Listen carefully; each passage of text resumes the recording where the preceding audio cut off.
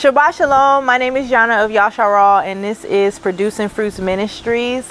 Today we're going to be studying the book of Revelations, chapter 7 through 10, I believe. We're going to try to get through all of it. Okay? We're going to do as much as we can. If you haven't already, then subscribe. If you would like to join our community, our WhatsApp group, then send me an email at yannahofyashar'al@gmail.com, okay? Before we get started, I am going to blow the shofar, and then we're going to do some icebreaker questions, okay?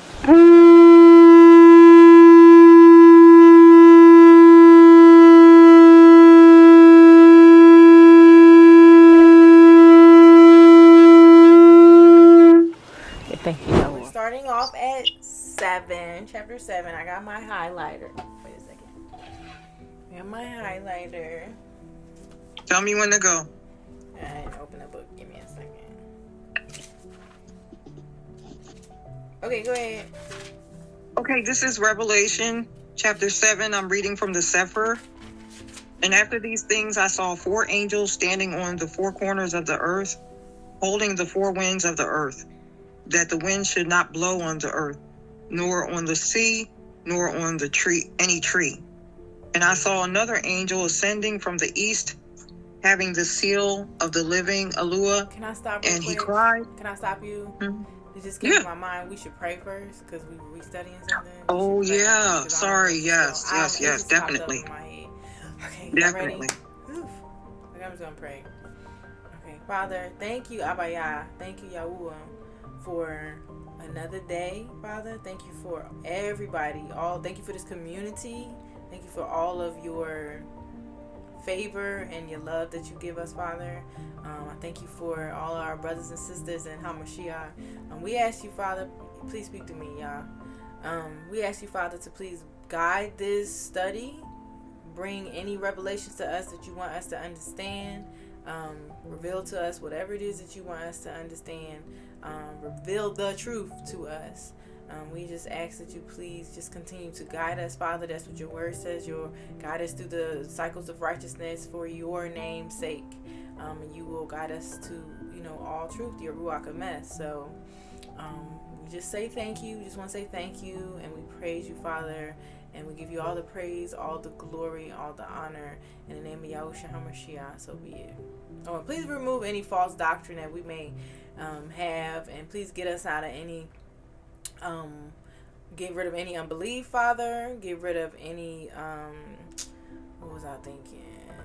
Get us out of any groups you don't want us to be in. Get us away from, keep us far away from any assassins from the enemy that are from the enemy, and just help us to be guided by your spirit, your Holy Spirit, your Ruach HaKodesh, and walk by the Spirit and not by our flesh, Father. And we ask this in the name of Yahusha HaMashiach, so be it.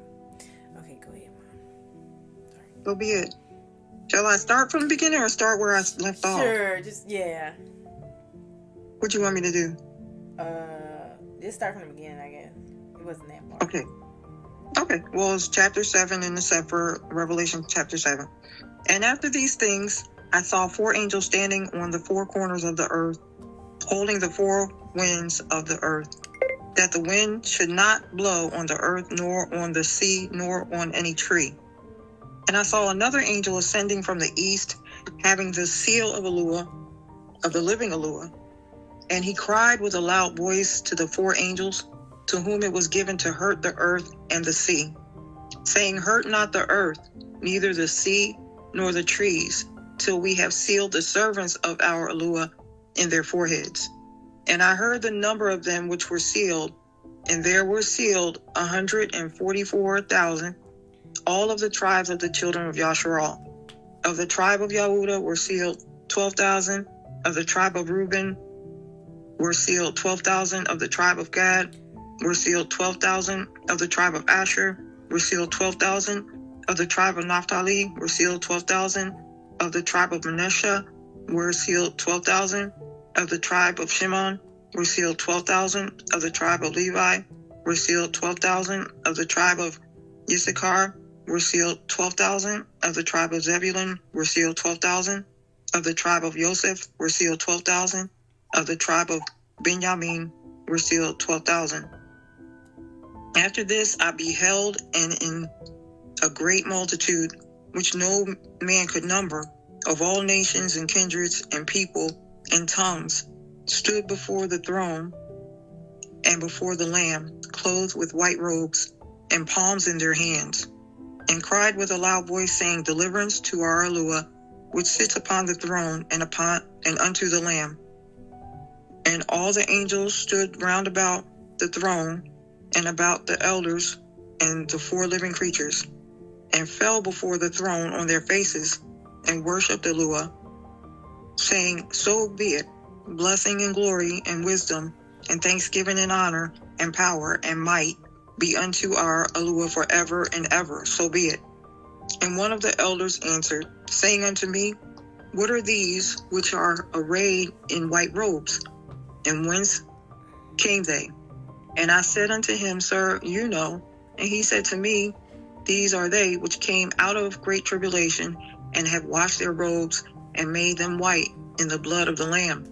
Therefore are they before the throne of Yahuah, and serve him day and night in his temple. And he that sits on the throne shall dwell among them. They shall hunger no more, neither thirst any more, neither shall the sunlight on them, nor any heat.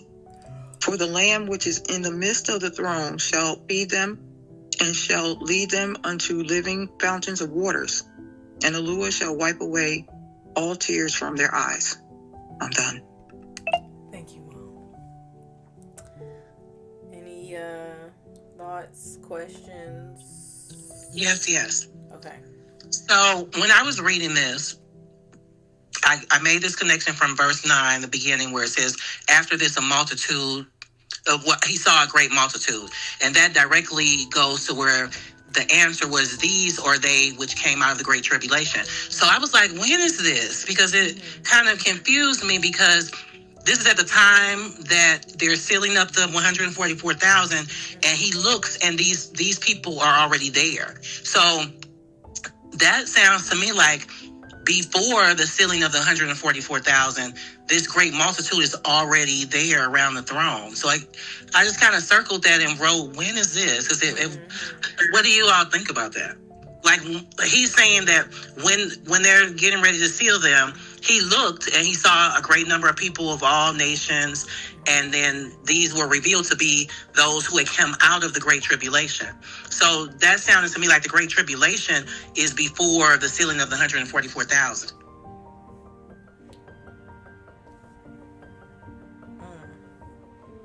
After this I beheld, and lo, a great multitude which no man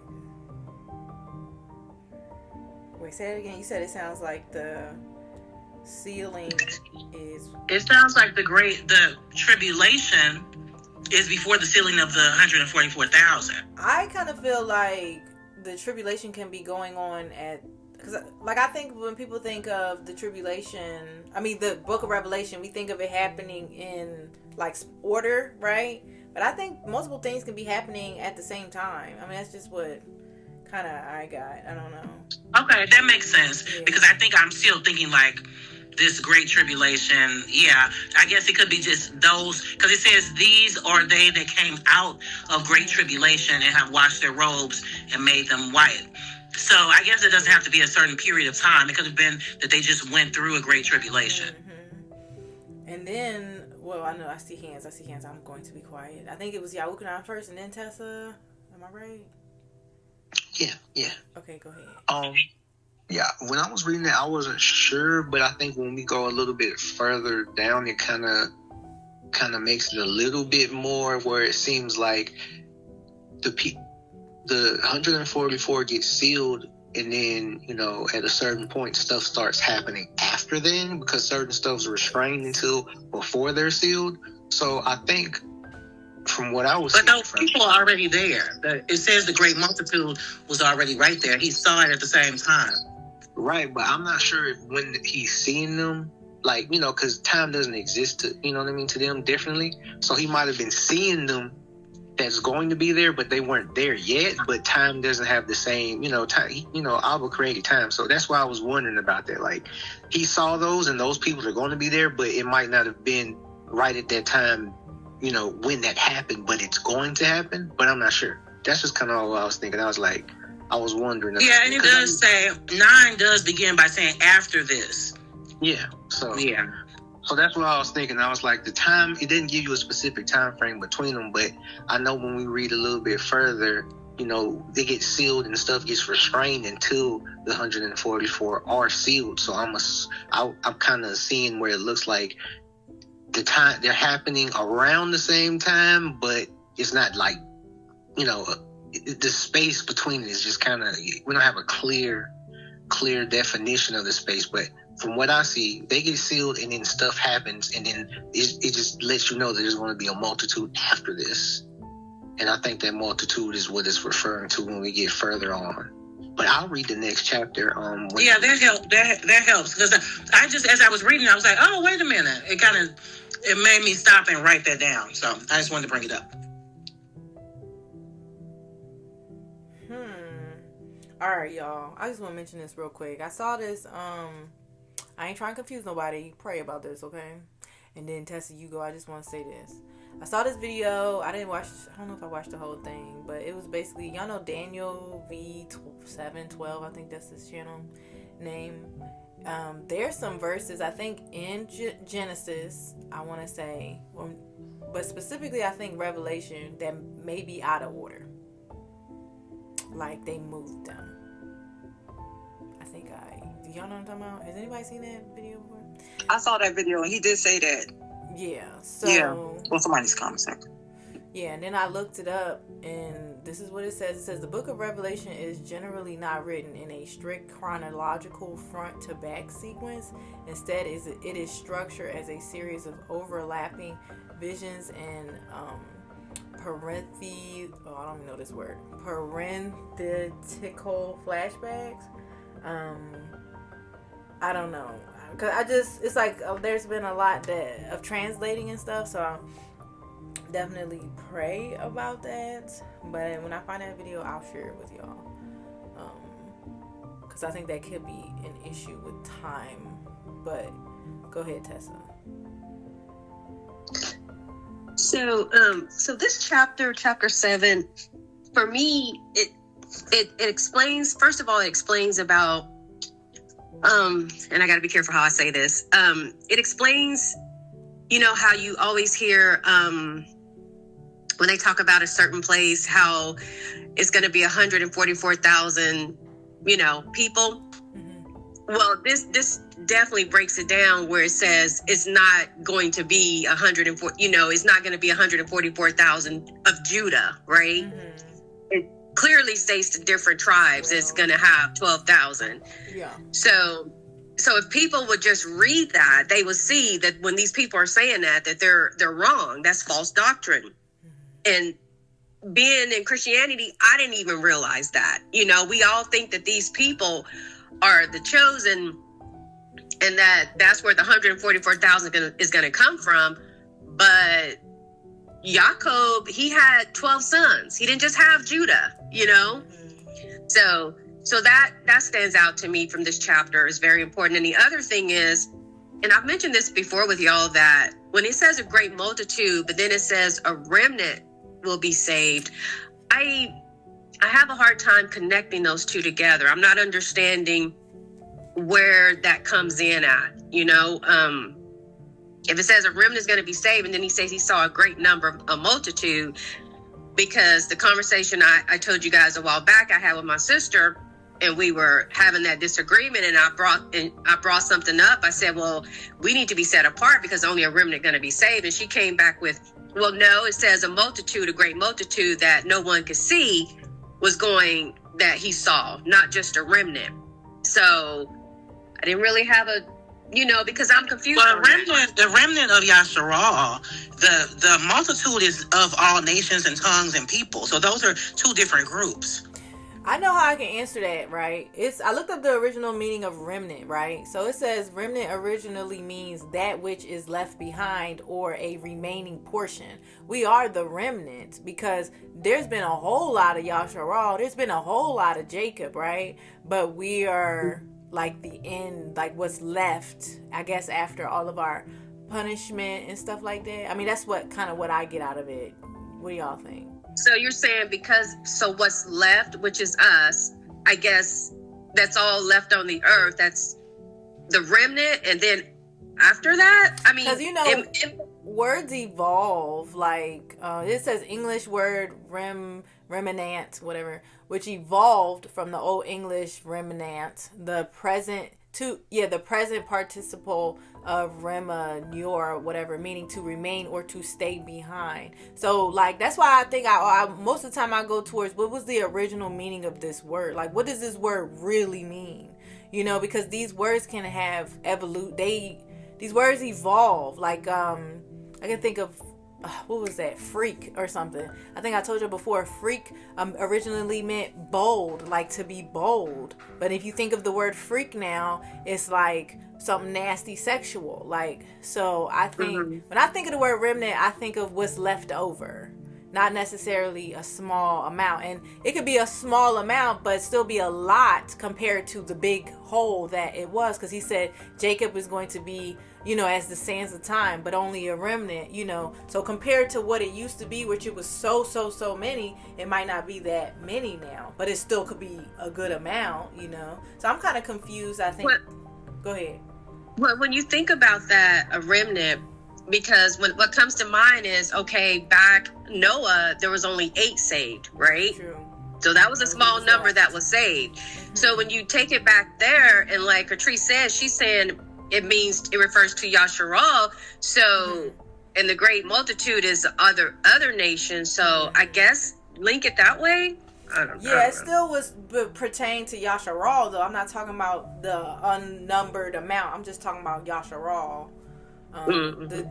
Our descendants, Jacob's descendants. That's what I'm thinking of. What you got, Yochanan? When I was reading this, I was wondering if the great multitude was actually people that were dead. Like when I'm reading it, and it talks about them being washed in the blood of the Lamb, and then like they're up with him. Like I was wondering if those were the souls, like the great multitude of souls that get saved from perishing, and he's going to lead them to waters, right? They don't hunger, they don't thirsty anymore, the sun or no heat. I'm like, that sounds like they're no longer in their physical form or the same physical form. And they're clothed in white robes. I mean, they're under Yahusha, right? Yeah, they're definitely deceased. They're not, because they're... That's what I think. I think that's the thing. I think the other remnant is the people that are actually alive.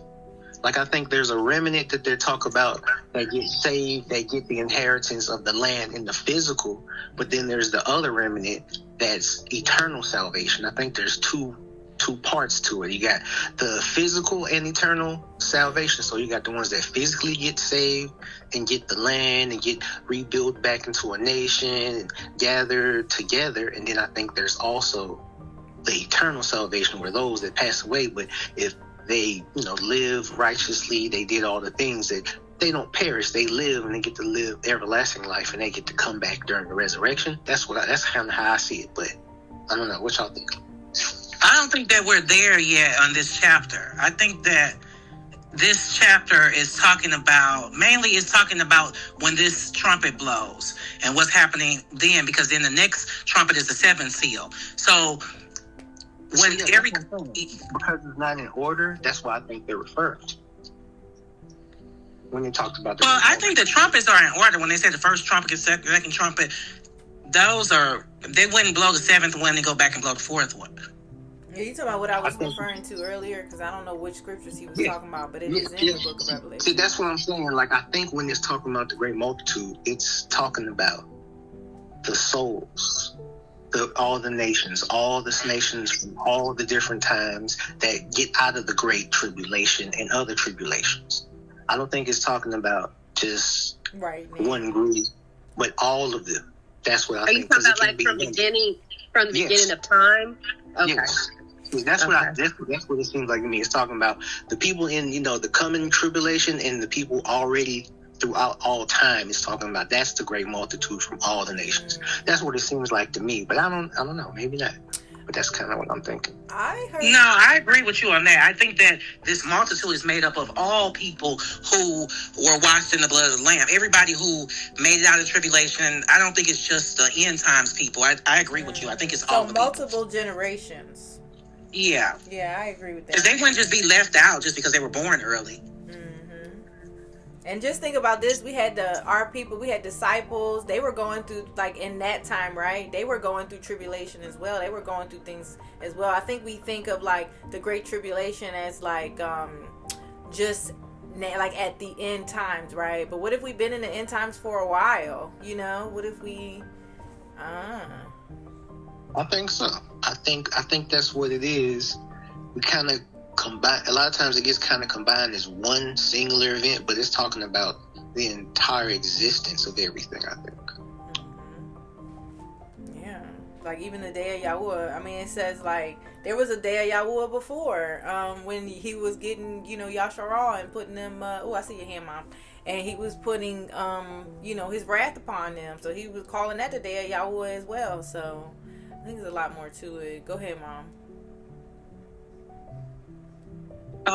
Just to go back on something, I know you had said this a while back, Yannah, to me about things, and I think you just said it, about things overlapping and happening throughout time, whereas in Christianity they taught us chronological, specific, broken down, singular events, and that's because they don't have they're not being led by the Father, so they're teaching from their logic, and you can't really understand right through your logic as far as if you're not connected to the Father.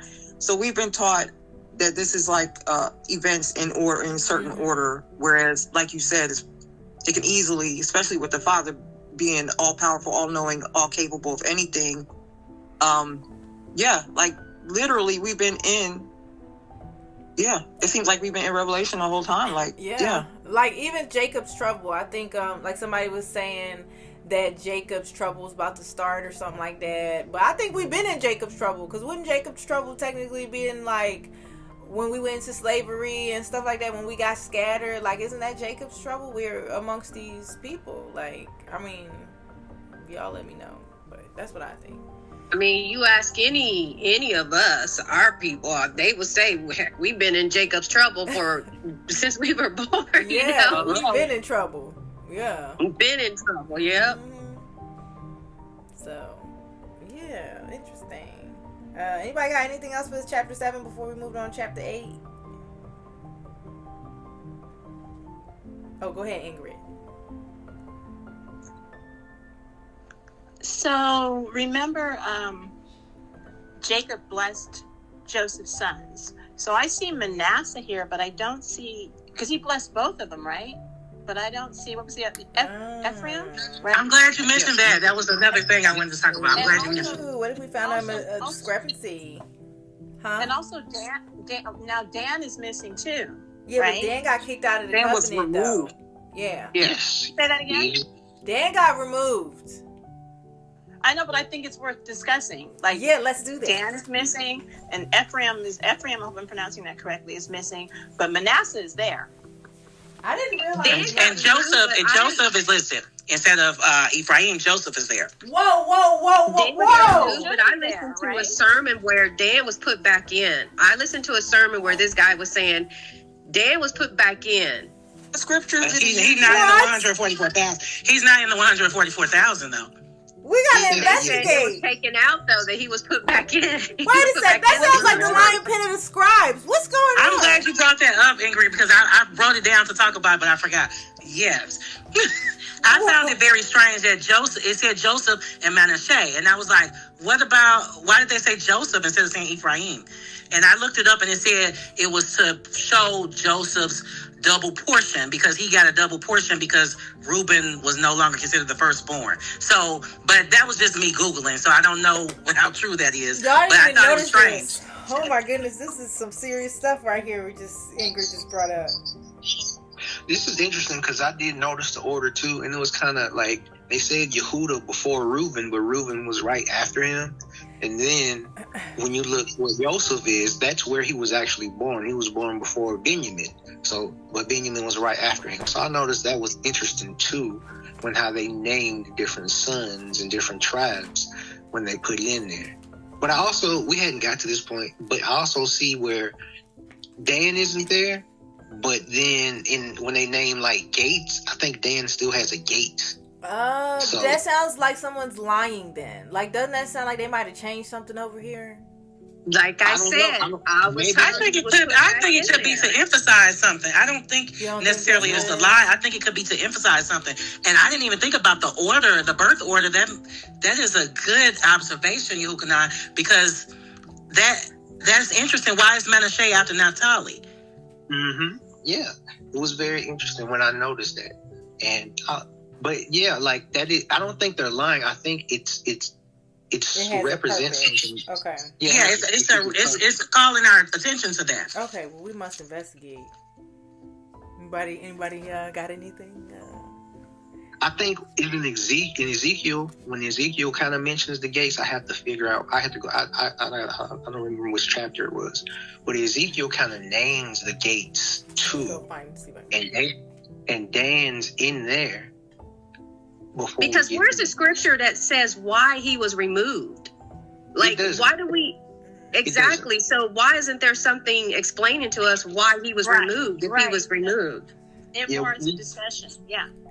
We definitely hear different things about him, and people kind of... I definitely know it said Dan was a snake, by the way. Yeah. And, okay, it says there is no verses that say Dan was removed. Well... It says scholars say that he was removed... because of his association. They said he was the first one to do idolatry. I don't know if we should go by that. Let's say. That's the tribe that's over in that fake land now. Those fake people brought the tribe of Dan over to them to save them from something that was happening to them. But I only know that from somebody doing research and finding out that Dan was brought over or saved out of something by the Ish people. So they're literally in that land right now. So it says, according to Judges 18, the Danites were the first tribe to adopt and establish organized idol worship. It says, First Kings, Jeroboam, is Jeroboam of the tribe of Dan? He brought the golden calves to the city of Dan. And then it says there's an Antichrist connections. Genesis 49:17 saying that Dan shall be a serpent by the way. And as a prophecy that the Antichrist would originate from his tribe. Yeah, did y'all read the book of Dan? Which would explain why they're in the land, right? Well, the people in the land, are they of the tribe of Dan? Those people? They black. I'm saying the Ish people, according to this documentary that Yannah has sent me, they went and saved Dan from something that Dan was going through, and they brought them over to the state of Israel. So they are now in the state of Israel. They black too. They've been over there for. Sorry, go ahead, Yannah. I just said they black. And it also says in Ezekiel, it says Ezekiel 48 says that details the division of land in the millennial kingdom. Dan is once again included with his own assigned territory. Yes, that's exactly what I was about to say. I found the chapter. Read Ezekiel 48. Dan's still there. So the only place Dan is really left out is this 144,000. So maybe he's just not part. The 144,000 is the first fruits. So maybe he's just not part of that, but he's everywhere else. It's just like Ephraim. Like Ephraim's not there, but Ephraim's mentioned later on. So, I mean, I guess technically that means there's like 14 tribes. Technically, because you got Dan, Manasseh, Ephraim, and Joseph. Technically. Well, Manasseh and Ephraim would take the place of Joseph. I think that the reason they left Ephraim off because they used Joseph instead of him. Because he's of Joseph. So in their times, you are of your father, so it would still be the same. No, because then it's still 13 though. So that's the thing. It's like it wouldn't be 12. Because Levi doesn't get an inheritance in the land. He doesn't get land inheritance. That's right. Yeah. So yeah. Okay, guys, I have to bring this up. In this book here, okay, I read the book of Dan, and now it's making me feel confused because at the end of the book of Dan, it says, you know, the 12 kids, they was dying, right? All the Joseph kids, and they would talk to their kids before they died, basically, right? I was sitting up here thinking that this is real, but now I'm confused because the last sentence, it says, Dan Nabu to them, however, so he was about to die. Well, let me back up. When he had said this, so Dan was talking to his kids. He told them to follow Yahuah and all this other great stuff, right?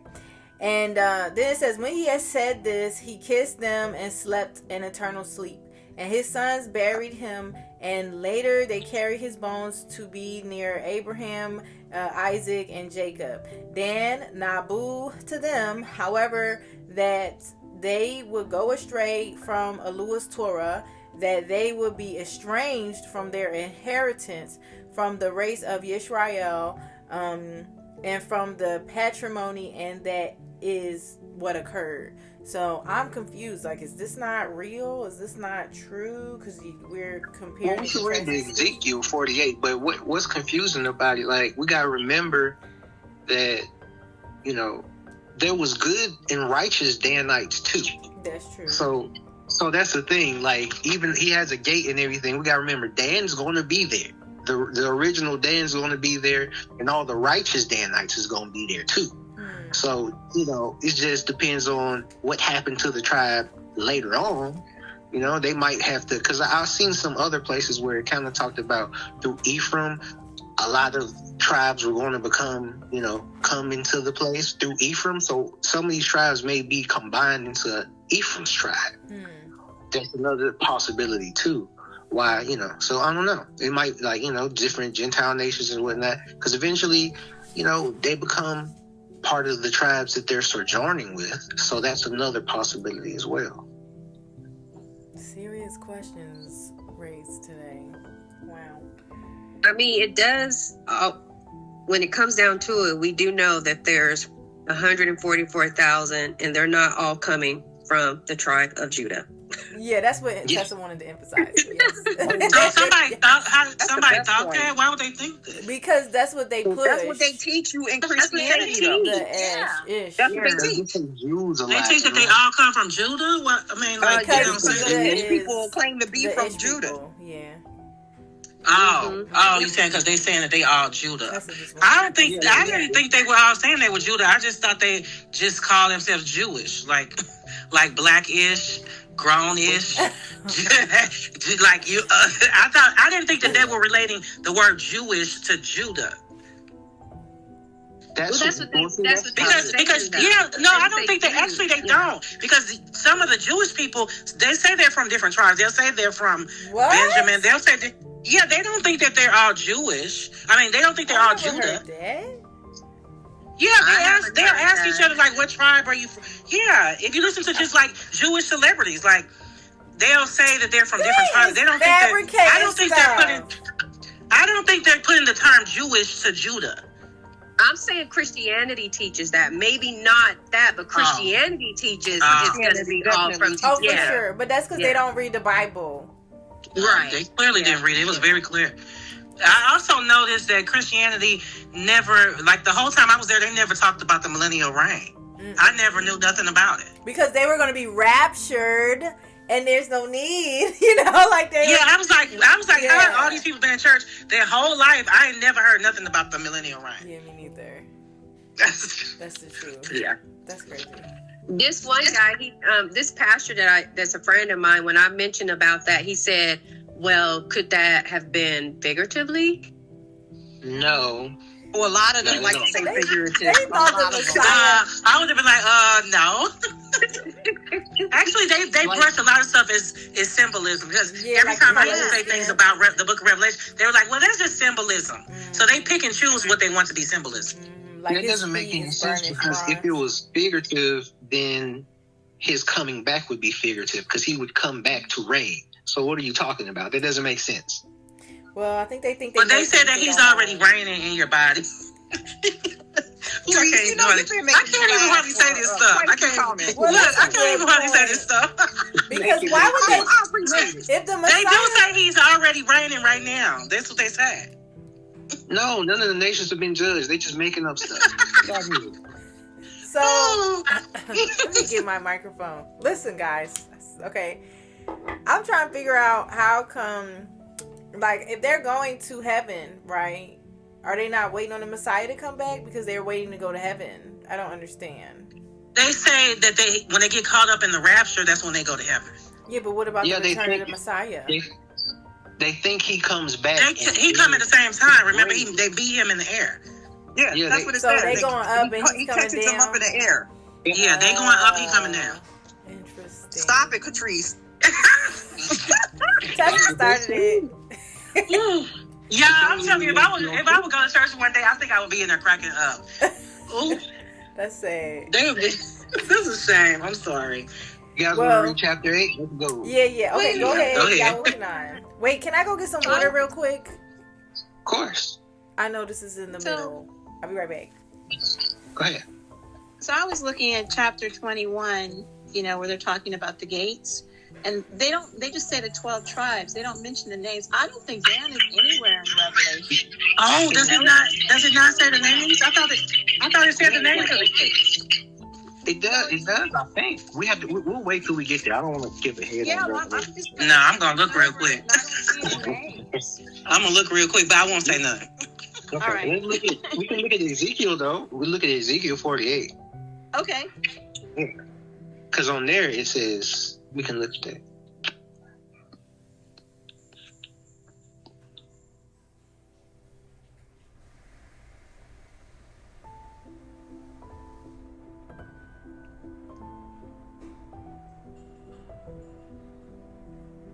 And who was older? Was Ephraim older than Manasseh? But No, the other way. okay, because he blessed the younger one first, didn't he? And He then, blessed Ephraim. Yeah, Ephraim's the younger one. He's the one that ended up getting the double portion blessing, like he was the older son.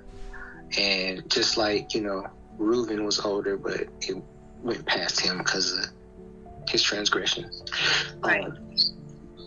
So, yeah. But I mean, Yehuda's the fourth son, so it was because of other stuff too. Shimeon, Levi, all those different things that they did led them to not end up getting that leadership portion. Yep. Mm-hmm. So if they are going to meet him in the air for the rapture, when is he supposed to come back and reign? He's not going to come back twice. They don't say nothing about the rain. Remember, they said it was symbolic. They don't. That's why we didn't learn about it, because they don't think it's happening. Oh, okay. Yeah, They gave up the millennial reign for a rapture. That's crazy. Yeah. Okay. Mm. It's kind of strange. I mean, it is strange because when we study it, it doesn't make sense just because you go up, he comes down, he reigns here, y'all are up there, and then would y'all come back down to the new heaven and new earth? Like, I don't know. They don't even have a new heaven, new earth. They just got heaven. Exactly. I was about to say they don't even have. They don't got that. So look, it would have been good, Tess, if you would have been like, well, maybe the rapture is symbolic and see. Oh. Yeah, when he said, well, could it be figuratively? I was like, what? Yeah. I just picture your face looking at him like, what? Like, no. Same face. I know how you looked at him. You was like, it was like a little smile, but like, what? Exactly. Like, what are you talking about? It tells you where he comes. He's coming to Zion. Like, what y'all talking about? Like, the shofars is blowing. He's coming to Zion.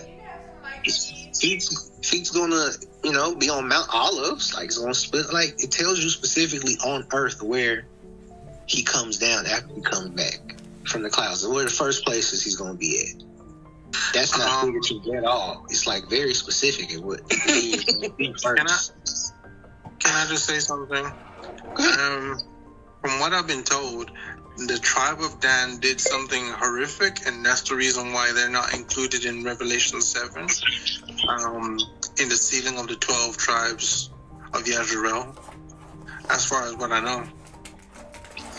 See, I've heard that too. Yeah, but we don't see where it is in Scripture what they did. Yeah, that's what I'm saying. What did they do? That's the point. Everything else is like either they took it out or they're just kind of inferring. Stop. Like what they think happened. Like they don't really, like unless I think they're taking that one verse that say he was being snake by the way. Well, and they did say in Judges they were the first for the idolatry, and those calves were set up in their cities. So I can see that, but neither of those times did it say because of this you shall be cut off. Like usually Yahuah gonna tell them. Exactly. And if you read all the sons, they've all done something like that. They've all done something to that extent. You know what I mean? Point. Yeah. Yeah. And the kings, like when we get to the kings, like the kings of Judah was doing crazy stuff out there. Like Yehuda, them kings was in there doing, like some of them kings doing all that stuff in the temple, the tabernacle, like they was doing. Yeah, I was actually reading Kings this week, and I was like, Yahuah was actually extra lenient with them because it was so like what they were doing in Yashar'al and what they were doing in Yahudah, and I'm like, they doing stuff too, but he was more lenient with them, and them. Jeroboam, they was mad. He was evil. He was like, he was more evil than anybody before him. Yeah, like he did so much wild stuff, they didn't even want to specify all the stuff he was doing. So I was just like, so I don't know what Dan could have did that would have been worse what he was doing. And I mean, David, he was loved so much that they was allowed to do that because of the covenant he made about the root of David coming through there. But that's the only reason why they was allowed to go, I guess, that long. Oh yeah, that's why he was being lenient because of David. Yeah.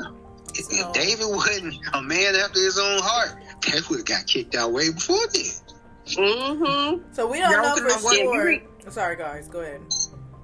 I was going to say, where are we starting at? Sorry, go ahead. Go.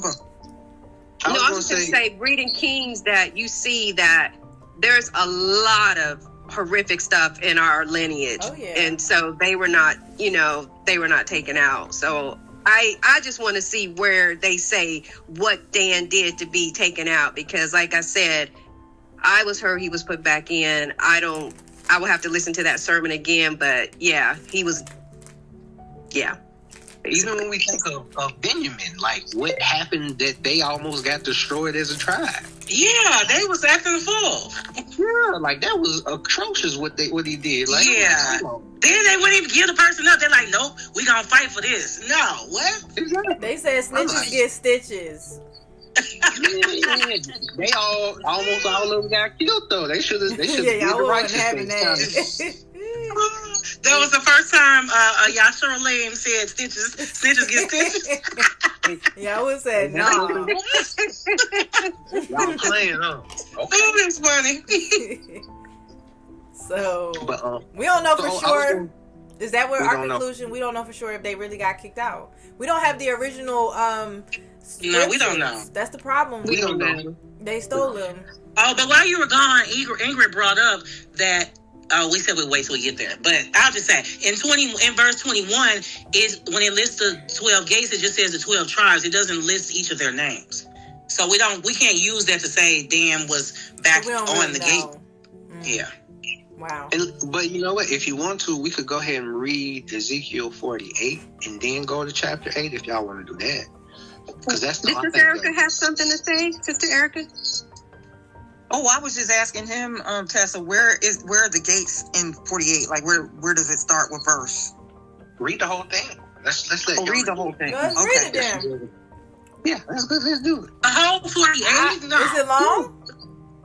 I don't know, but we gotta get back to Revelation 8. Well, if it correlates with it, I feel like it's necessary if it correlates. I'm gonna see if I can see where the gate is. I'll okay, yeah, find it exactly. I call not it on reading it. It's only 35 verses. Only 35? You cannot do 30. Give me 35 push-ups. I mean, okay, that's easy. But okay, so my thing goes. Okay, so if it doesn't have the names, then how do we know which tribes? Because we got like all these names here. That's why we need to see where it says the names. Are we supposed to test all scripture even against? Okay, I'm going to Ezekiel. That's why we got to go to Ezekiel because that's the only place I think. We gotta go. Ingrid came back. I think Ingrid had dropped out. Okay, let me see Ezekiel. Where you at? We'll let Catrice read it. Yeah, and then I'll read 8. Ezekiel, you said 48, right? Yes.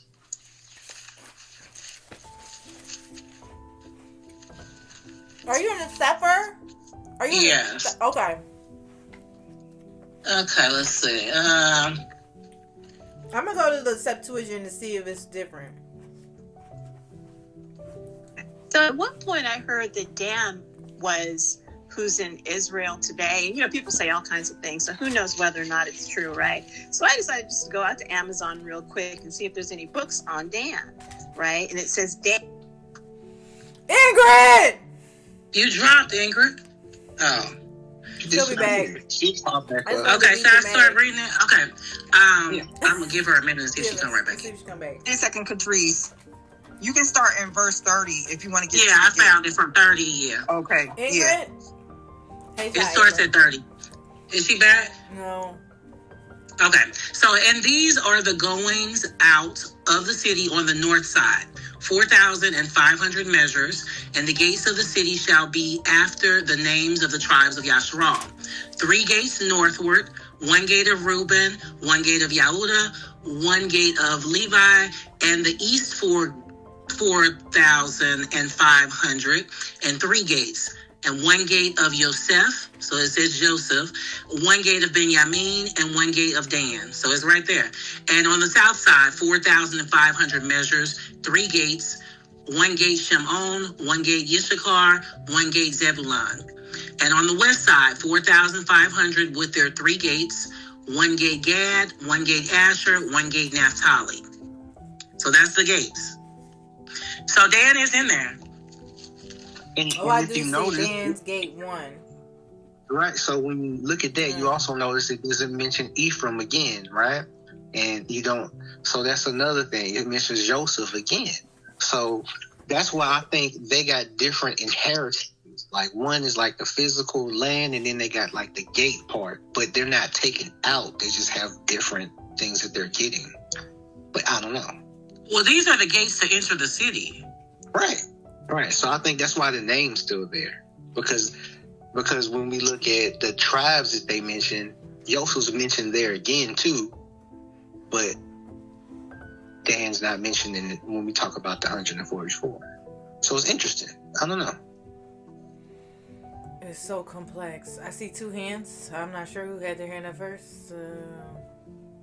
Thank you, Sister Erica. Go ahead, Sister Thank Erica. you. I'll be quick. So when you read the book of Dan, Yes. didn't Dan say that his children would be? Yes, I just read it earlier. Yeah. So he did get maybe part of them did get some kind of inheritance, but not all of them apparently, because he did say his descendants would be really evil. Yeah, it says, that's what it says. It says Dan Nabu. I don't even know what Nabu. I need to look it up. Dan Nabu. That's prophesied. That means he prophesied. Okay, like Nabi, but it's Nabu. Okay, so Yeah. Dan prophesied to them. However, that they would go astray from Eloh's Torah, that they would be estranged from their inheritance, from the race of Yisrael, from, so they would be... break that down, right? And from the patrimony, and that is what occurred. So when I read that, I thought that just meant hey Ingrid, I thought that just meant that they was pushed out. That's what I got. So, but it's like, I don't, what y'all think? Did you guys hear what I was reading? Or like just No, you cut out. Oh, you dropped off. We didn't hear anything. Yeah, we was waiting for you to come back. I don't think Ingrid. huh? Can you let Rochelle go, because you may be reading longer than her question or comment?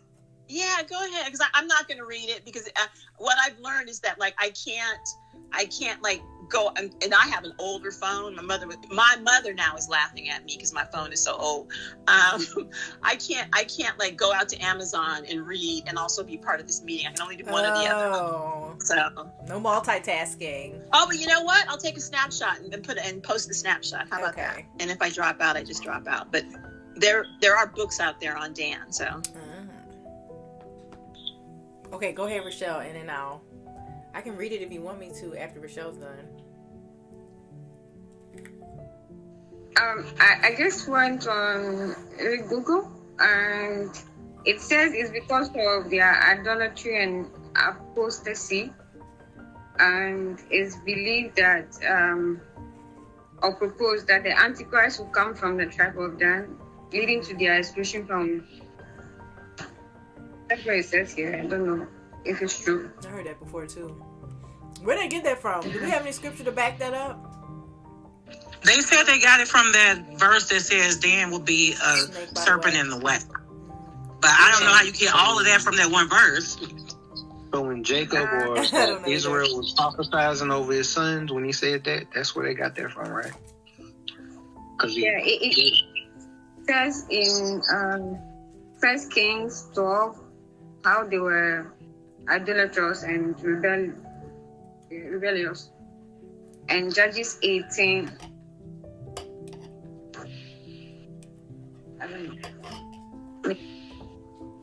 The particular verse is Genesis 49:17. Jacob prophesied that the tribe of Dan would be a serpent by the roadside.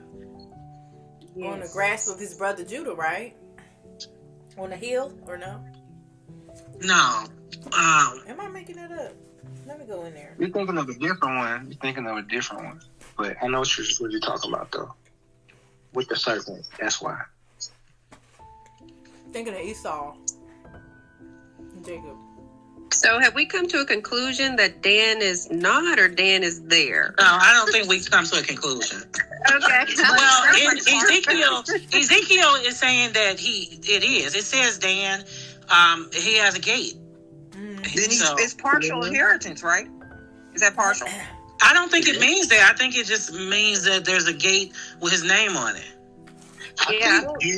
I don't know what it means, honestly. I don't know what it means, but what from what I'm seeing, like when we look at Ezekiel, it just names the original 12 tribes namesakes as the names of the gates. Because when we look back at it, I don't think Ephraim or Manasseh were mentioned when the names of those gates. But when we look at the 144, we do see Manasseh, we don't see Dan, we do see Joseph. So it's interesting. It's very interesting. But you guys are ready? I'll read chapter 8, or you guys got something else y'all want to talk about too? I'll just say one more thing and then I'll be quiet. It makes me so sad that they had to change his word like this. That we got to do some serious studying all the time. Because they just... That's all I got. It really upsets me. Unnecessary. Me too. Okay, go ahead, y'all. Y'all can't hear me crunching, right? Yes, but it's you all good? right. I'm so sorry. You good? It's recorded. You all right? All right, go ahead. It's a smacker. Yeah, Jenny says it's recorded. Yes, not to be anymore. We good. All right. I'm gonna read Revelation 8. This is out of the Scriptures, 2009. So, and when he opened the seventh seal, there came to be silence in the heavens for about half an hour. And I saw the 7 messengers who stand before Elohim. To them were given 7 trumpets, and another messenger came and stood at the slaughter place, holding a golden censer. And much incense was given to him, that he should offer it with the prayers of all the set-apart ones upon the golden slaughter place, which was before the throne. The smoke of the incense, with the prayers of the set-apart ones, went up before Elohim from the hand of the messenger. The messenger took the censer and filled it with fire from the slaughter place and threw it to the earth. And there were noises, thunders, lightnings, and an earthquake. The 7 messengers who held up the 7 trumpets prepared themselves to sound. The first messenger sounded, and there came to be hail and fire mixed with blood. And they were thrown to the earth, and 1/3 of the trees were burnt up, and all the green grass was burnt up. The second messenger sounded, and what looked like a great mountain burning with fire was thrown into the sea, and a third of the sea became blood. And a third of the living creatures in the sea died, and a third of the ships were destroyed. And the third messenger sounded. A great star fell from the heavens, burning like a torch. It fell on a third of the rivers and on the fountains of the water.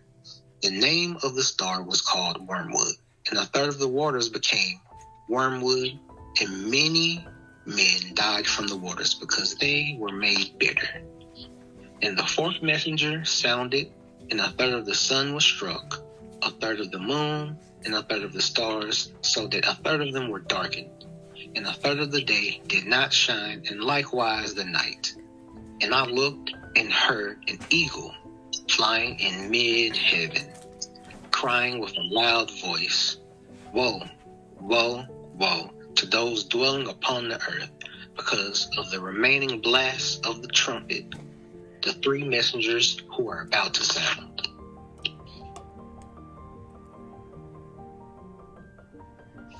Any questions, comments, thoughts?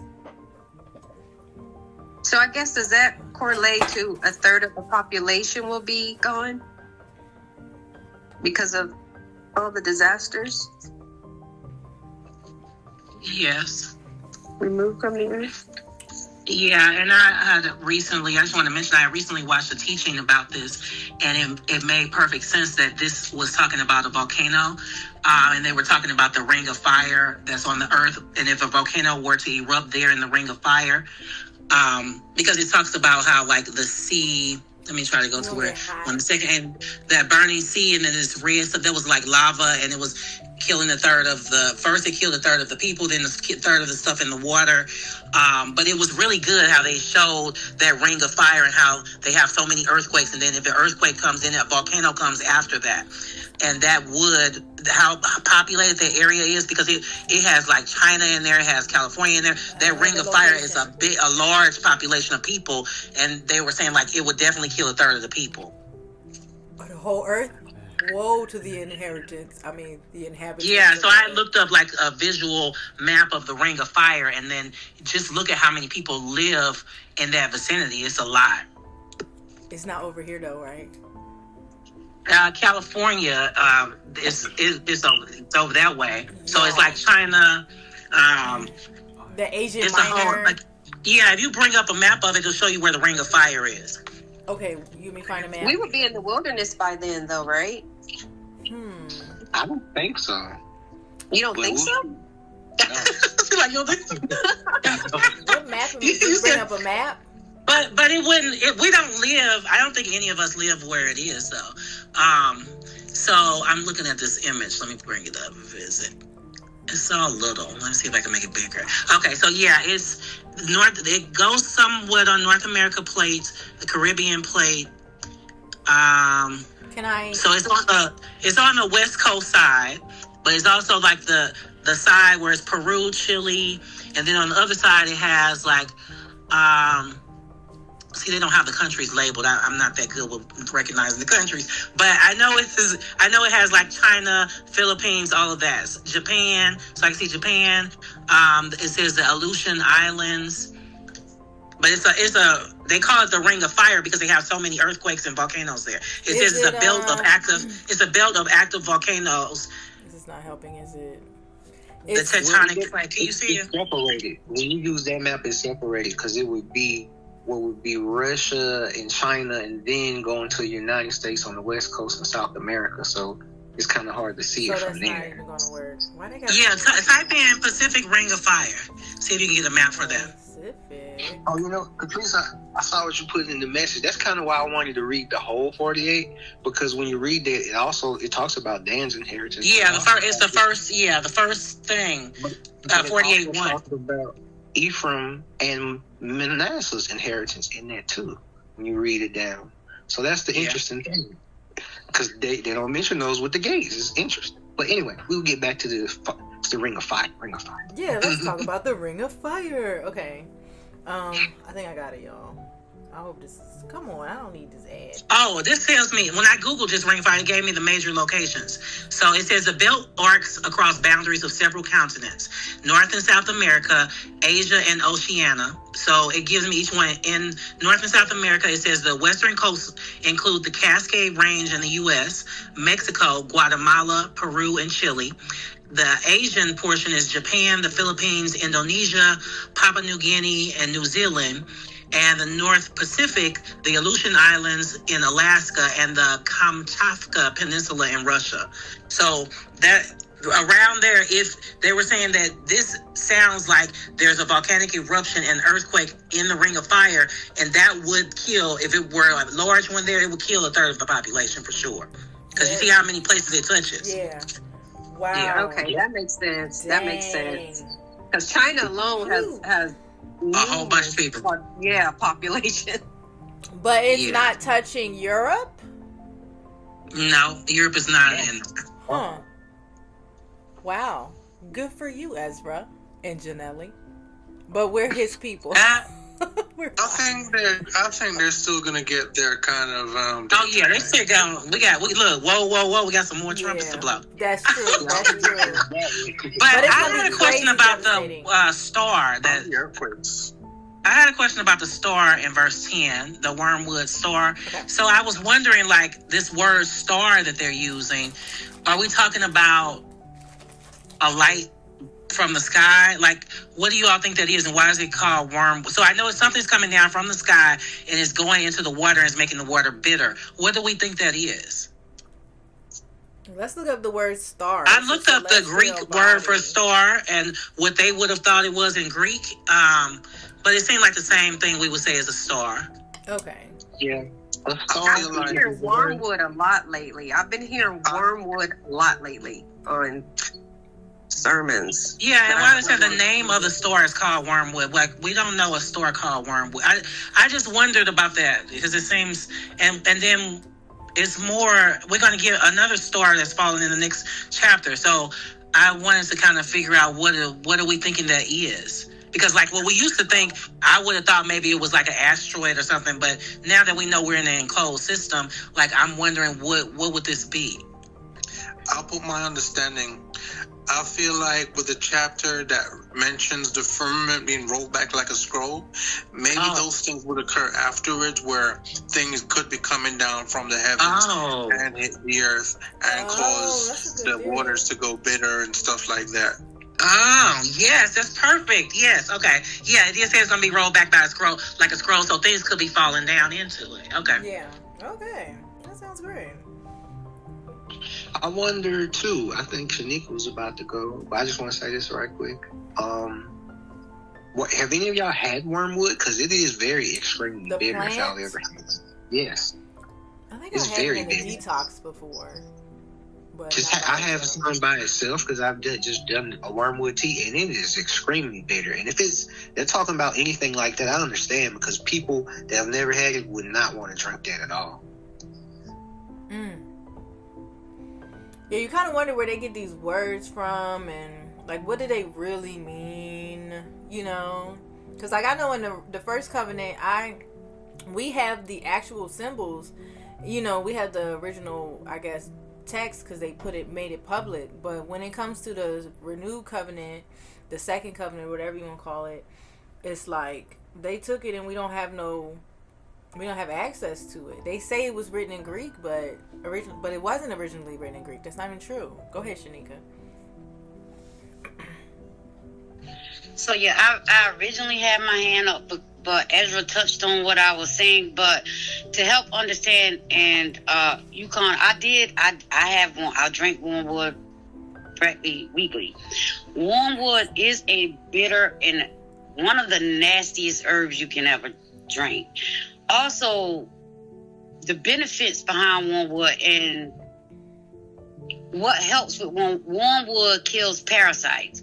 So if we look at it that way, if it's going to be a wormwood star, I mean, you can kind of, what wormwood does kills parasites. It eliminates certain type of infections in the stomach. So if that star is named wormwood, it's judgment. whatever it's going to do is bitter.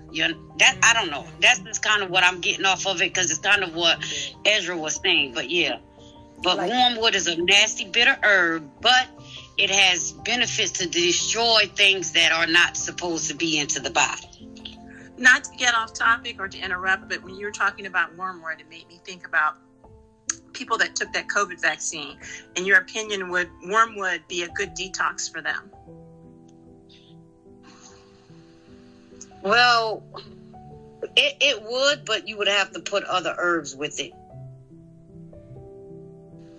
Yeah. Other herbs would need to be put with it. But yes, it can, because it destroys things that's in the body that should not be there. But there is other herbs to put with it that can help eliminate what was put in the system. Lavender. Doesn't lavender help to detox too?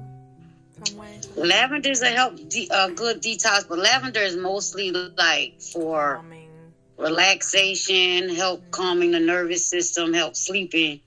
But soursop is good. Soursop is expensive. Garlic. You can mix garlic with it. Soursop, sarsaparilla. I'm pronouncing it correctly. There's some good cleansing herbs that you can put with the wormwood. Cloves is a great one. To make a herbal tea to help purify your system out. So what do you put with your wormwood? I put cloves. I put garlic. I put the black walnut shells. I put that. Sage leaves. Have you ever used bitter melon? Yes, I take that daily to kill, because my bloodline is diabetic bloodline, so I take it to prevent from being a diabetic. So, because it helps control the insulin in the body. So yeah, I take bitter melon. Yes. Shanika, do you mind doing like a class for us one day for the herbs? I don't mind. No. That's great. We had a meeting once, and we started this group that we do once a month, and I meant to ask you. I can text you, but no, I don't mind. Y'all know I'm not a great speaker. That's why I don't talk too much, but I don't mind. Always teaching us stuff but you surely got the information. Ooh, yeah, we need that. We really do, because I ain't even heard of some of the stuff you talking about. So I'll text you, and we'll figure out a day that's good for you. But yeah. All right. So it sounds like the reason they're using wormwood here is like a double meaning there. So we know that something's coming down that's going to kill parasites and infection, like bad stuff. So I'm glad you said that, because a lot of times these words will be giving us the double meaning, but because we don't know all the stuff of wormwood, we didn't know that. So that's good to know. Yeah. That's why we got to dig. That's good. That's good. And I also wonder, because, a lot of times when they use star, it be messengers or angels. So, that's why I was wondering. That's why I looked it up, because I was like, I wonder what this means. So, because that would make sense, wouldn't it? That a messenger is coming and bringing this. Yeah. Mm-hmm. An angel of destruction coming to get rid of the parasites that offend Yahuah. Definitely could be. Yeah. Interesting. I love that. Anybody else got any thoughts on this chapter? One more thing. They were saying in that video I was watching, it was about like after this volcano and this earthquake would happen, it would create so much smoke in the atmosphere that it would then block out a portion of the moon and the stars, and because all of that smoke would be in the air from all of that lava and all of that stuff that came up. So then it kind of went down. That would create so much smoke that it would block out a lot of the things that we're used to seeing in the sky. And you can tell how that would work being in an enclosed system. That's how you're able to block out the moon and sun. If we're on a ball, that wouldn't work at all. Yep, exactly. True, Ezra, yeah. Not to mention the data centers. The data centers are doing that now, you guys, right? The data centers, they're saying that they are creating so much smoke that is blocking out, like, it's daylight 24/7. Like, you don't even have night because there's so much smoke coming from that center. What? That doesn't make any sense. How do you not have night though? If there's a lot of smoke. Because it's so bright with all the smoke and everything, and it's there. I've seen pictures where it's pretty. It's just bright outside at nighttime. Where is it at? Well, they building them all over. I think it's one of the biggest ones, Utah. Oh, I know what y'all and talking about. They bought a lot of space in Texas. They're gonna build a lot of them. Are y'all talking about what's that place called? CERN or no? No, they're making these data centers. They're not telling us much about what they're doing with them yet. I'm thinking it's going to have a lot to do with surveillance and AI and all that. But they're buying a whole bunch of land. Like I know in my area, people are having like council meetings because they're trying to block them from buying so much. So it's like a big thing right now. They do what they Did y'all see what I wrote about CERN? The message that I said? No. Look it up now. I know those data centers are really bad for the environment. I know they're terrible. Yeah, the people around here are complaining about they're going to take up so much water. They're complaining about the water supply. I'm thinking of bigger things that it would do, but they're saying that it's going to really cause a problem with water.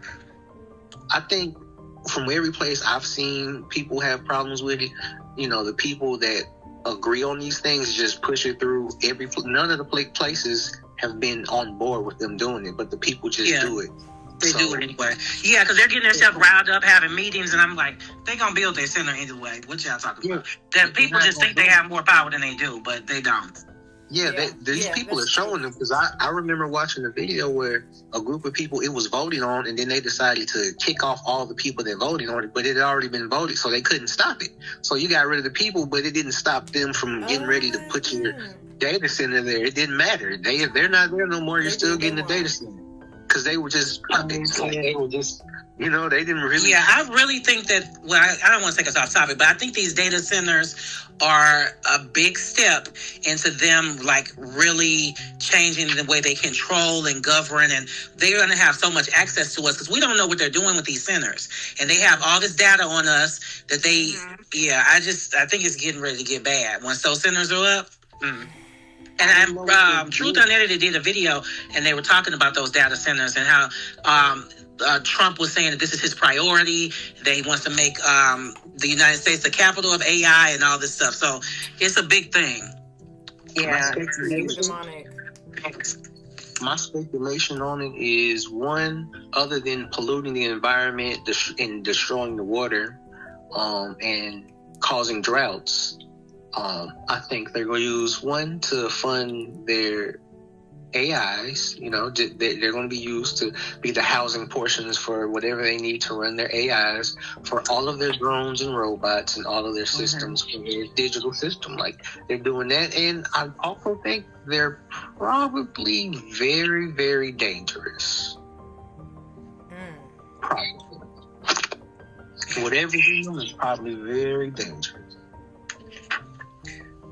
Well, remember, they have an agenda to depopulate. So, the odds are good that it's, they think there's too many of us people here. So, well, it's going to link to the smart cities. Remember the smart cities where you won't be able to go anywhere? Yeah, so because they want everybody to stay in their little 15-minute area. So What? That's why they build 15-minute cities. So everything that you need is in your 15-minute radius of your house. It's not for your convenience now. Don't get no, it's not. It's for control. It's for control. It's for control. Yeah.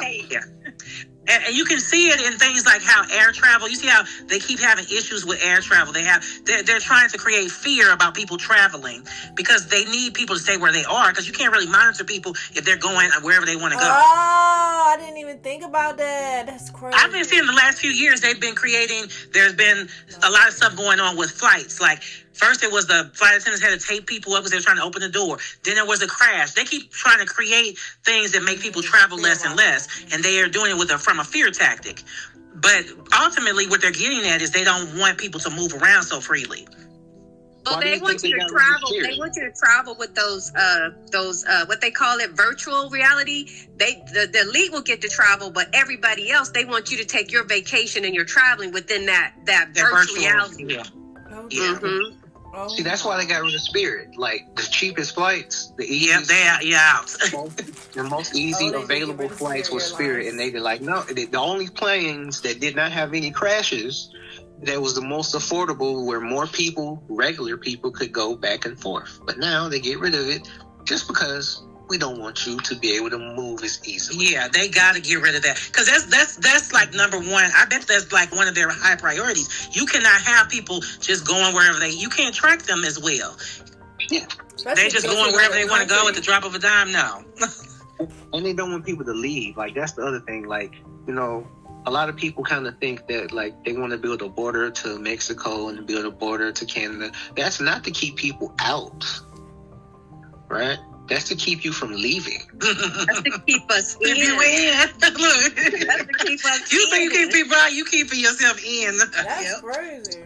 Remember his last presidency, he wanted to build a dome. He was talking about building a dome around America. So it's just been reverse psychology this entire time.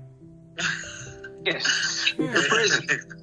U.S. is a prison. That in an American Dad cartoon about the visiting different places inside virtual reality, and they had them in like incubation tanks. Y'all seen Ready Player One? I used to love that movie. That's how they want it to be. Ready Player One is a good one as well too. Mm-hmm. Hey Ezra, have you ever heard of Sword Art Online? Oh yeah, I love that anime. And see, in that whole anime, he was in a little machine the entire time. Yeah, everything he was doing. I love that show. Mm-hmm. It's getting to that point because but it's so dark as well. I watched all of them, not just the season 1, but I watched all up to season 4. I think it was. And see, when we think about a show like that, the entire time people are in the little pods and their bodies are just in there. And even people were actually dying inside the pods, but inside those worlds, they could do anything. They could travel. They could have all these abilities. Yeah. Like that's what they want. That is their dream. That's their dream, because look, it gives him the power that Yahuah has. Yahuah can see everything all the time, and that's what Satan wants. If we're stuck in a pod, he can monitor every single thing that we're doing. Which is just like the Matrix. Yeah. Just like the Matrix. They're using your body as a battery. You're in the pod. You don't know what they're actually using you for, and you're everywhere in your mind. It feels real. You could taste things you think is real. Exactly. Wreck-It Ralph had that sort of thing as well too, about like a merger of different worlds, kind of thing. People in different worlds in a virtual reality. It did, yeah. I remember that. Yeah, I forgot about Rick. Yeah, I feel like it all comes down to him trying to be like Yahuah. Yeah. He wants to create his own world. He wants to, I used to, a while ago before I woke up, I wanted I got a PlayStation VR. I used to play the PlayStation VR. Now it just collects dust. But I was in the VR, and the games I was playing was just so realistic. It was creepy. It was like really, because I guess they work really hard on the graphics and stuff. But you can hear. You got like earphones, and you can hear, and you can see. And it's like your brain does not understand that it's not real. So I had a hard time sleeping at night. That's why I stopped playing it. I had a hard time sleeping at night, and I would play Resident Evil, y'all. I had a hard time sleeping at night, and I was really it was causing some issues because it just was so realistic that it was disturbing. So I think that's where they want society to be at. Like they created that Facebook thing where they got the what is that Facebook VR stuff they got? I don't know if people still be on it, but they want people to be so distracted that, I mean, that's your whole life. I mean, I feel like that's why they got all of these movies like that. They want us to be linked with technology. Every movie you see about robots, they try to make the robot or the AI seem like it's human and it has feelings. Did y'all notice that? Like, they always try all the cartoons, too. Like, when they used to have, like, what was the name of the movie? Like robots, and then Wall-E, and all these different things. They try to make them humanized. And you know what? You just reminded me of something. You remember when that Pokemon game came out on your phone? Everybody was just walking around. and you're walking around like it's a real Pokemon. Everybody was walking around doing that. Did anyone get hit by a car? That game went crazy. That was everywhere. Yeah, it was crazy. Yeah. I think it wasn't during COVID, because I think it was like people were going out. It was before COVID. Oh, was it? Before, yeah. And see that right there, you're not paying attention to your surroundings because you're looking at this fake thing through your phone. Like, it's crazy. Some people died from that by not paying attention to what they were doing. End up in some random places. People got robbed. All kind of things happened. It was crazy. Did anyone get hit by a car? Fall off a cliff? I think they I know some people fell off a cliff taking some selfies. Yeah, you remember when they were planking and they were falling off cliffs? Oh my! That's crazy. That was crazy. Because they were any trend. That's why we need Yahuah. Yeah. We're like sheep, right? Any trend, you know. Like a lemming. There are people acting like lemmings. Yeah, y'all remember that trend that came out to do with them climbing these different boxes? Was it like these different plastic boxes? With high heels, those milk crate things. Yeah. And they were hurting themselves. Or some that people said cinnamon it was challenge. demonic or some kind of thing like that. It was a demonic thing. Some people were saying that The they were crates? doing. Yeah. I didn't know it was the crates demonic, thing. Yeah. Anything stupid. That's crazy. They need a challenge. I never involved myself in any of those trends, including the one where they was throwing ice water on each other. Oh yeah, I remember that one. So many of those. So many trends. The one that scared me the most is the pass out one, where they literally had to push on someone else's chest. A lot of people died from it. that. A lot of kids died from that. I saw it was like either 48 or 52 kids died from that. But it wasn't on the news. It wasn't on the news. But I was. They won't put it on the news. Oh, they did put it on the news? They don't like doing it. Oh, they didn't. I was like, wow. It was literally like these parents found a child who was, I think she was like 8 or 9 or something, but she had asphyxiated herself, and they found her dead from a TikTok challenge. So exactly. I saw that. A little Latina girl. Yep. They found her dead. Yeah, that was yeah. So that's just like the enemy. And the other trend that they were doing was to do with putting these pencils in a certain way, and they were trying to like communicate with some kind of spirit name, calling or invoking a spirit name. Oh, some Simon Sid or something. Yeah. Oh wow, I didn't hear that one. It was like they were just, you know how the Ouija board works. It's kind of like that. Sound like. And how remember when we were kids, they were saying, look in the mirror and say Bloody Mary. Remember? So I feel like every generation they had something. Oh, when I was growing up, it was a big thing. If you go stand in the mirror and you say Bloody Mary a certain number of times, some spirit was going to come. Dear, wow. Yeah. You all didn't have that? Yeah, I remember hearing that. But I wasn't going. I'm like, I wasn't doing it. But I'm just saying that they keep doing this with every generation. They create something where they want them to invoke something. It's supposed to be fun. They always try to make it look normal. I think that's why they came over. You remember Monsters Inc. and stuff like that? I think that's why they always try to make monsters look like they're cute or friends or something. Yeah, they want us to have sympathy towards it. Yeah. Or they act like the AI has broken the wall, and it actually has feelings, and it can actually care for people. Super weird. We was talking about that Big Hero 6, like that. Yeah, Big Hero 6. What's that other thing? What was that thing I was watching? Wally? Did it do? Yeah, Wally too, basically, right? It's this game called I think it's called Humanoid or something I used to play. Do you know what I'm talking about? Human or human? I know it's some game that Riley plays, and it's like it's a robot thing, and like it has to make choices, and she's like, well, this robot is gonna save the little girl, or if she said, they made like the robot has feelings, and it rescued this little girl, so we don't want to kill it, but the humans were trying to kill the robots, but they were trying to make you have sympathy with the robot. Yeah, it's the same thing. I mean, think about the Terminator. It's the same thing. It has feelings and he cares about this child. It may start off like he's a killer, but eventually by Terminator 2, he's like, come with me if you want to live. Like, he cares. Yeah. I think that everything that they show us is to get us on the side of evil. Like, if you look at most of the stuff that we have, period, they are making us sympathize with evil. Yeah. Right. And to see the human side of them, you know. Yep. They're being like devil's advocates. Like, that's what it is. That's the whole thing.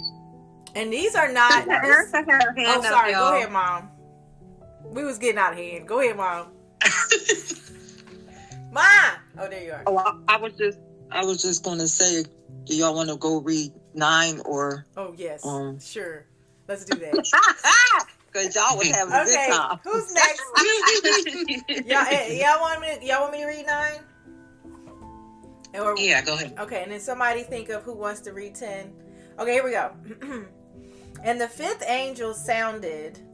And the fifth angel sounded, and I saw a star fall from heaven unto the earth. I'm reading from the Sefer, by the way. And to him was given the key of the bottomless pit. And he opened the bottomless pit. And there arose a smoke out of the pit, as the smoke of a great furnace. And the sun and the air were darkened by reason of the smoke of the pit. And there came out of the smoke locusts upon the earth, and unto them was given power, as the scorpions of the earth have power. And it was commanded them that they should not hurt the grass of the earth, neither any green thing, neither any tree, but only those men who have not the seal of Yahuah in their foreheads. And to them it was given that they should not kill them, but that they should be tormented 5 months, and their torment was as the torment of a scorpion when he strikes a man. And in those days shall men seek death, and shall not find it, and shall desire to die, and death shall flee from them. And the shapes of the locusts were like unto horses prepared unto battle, and on their heads were as it were crowns like gold, and their faces were as the faces of men, and they had hair as the hair of women, and their teeth were as the teeth of lions, and they had breastplates as it were breastplates of iron. And the sound of their wings was as the sound of chariots of many horses running to battle. And they had tails like of scorpions, and there were stings and in their tails, and their power was to hurt men 5 months. And they had a king over them, which is the angel of the bottomless pit, whose name in the Hebrew tongue is Abaddon, which I think is the destroying angel, I believe. But in the Yabani, in the Greek tongue, has his name Apollyon. One woe is past, and behold, there come 2 woes more hereafter. And the 6th angel sounded, and I heard a voice from the 4 horns of the golden altar, which is before Yahuah, saying to the 6th angel which had the shofar, loose the 4 angels which are bound in the great river Parath. And the 4 angels were loosed, which were prepared for an hour, and a day, and a month, and a year, for to slay the 3rd part of men.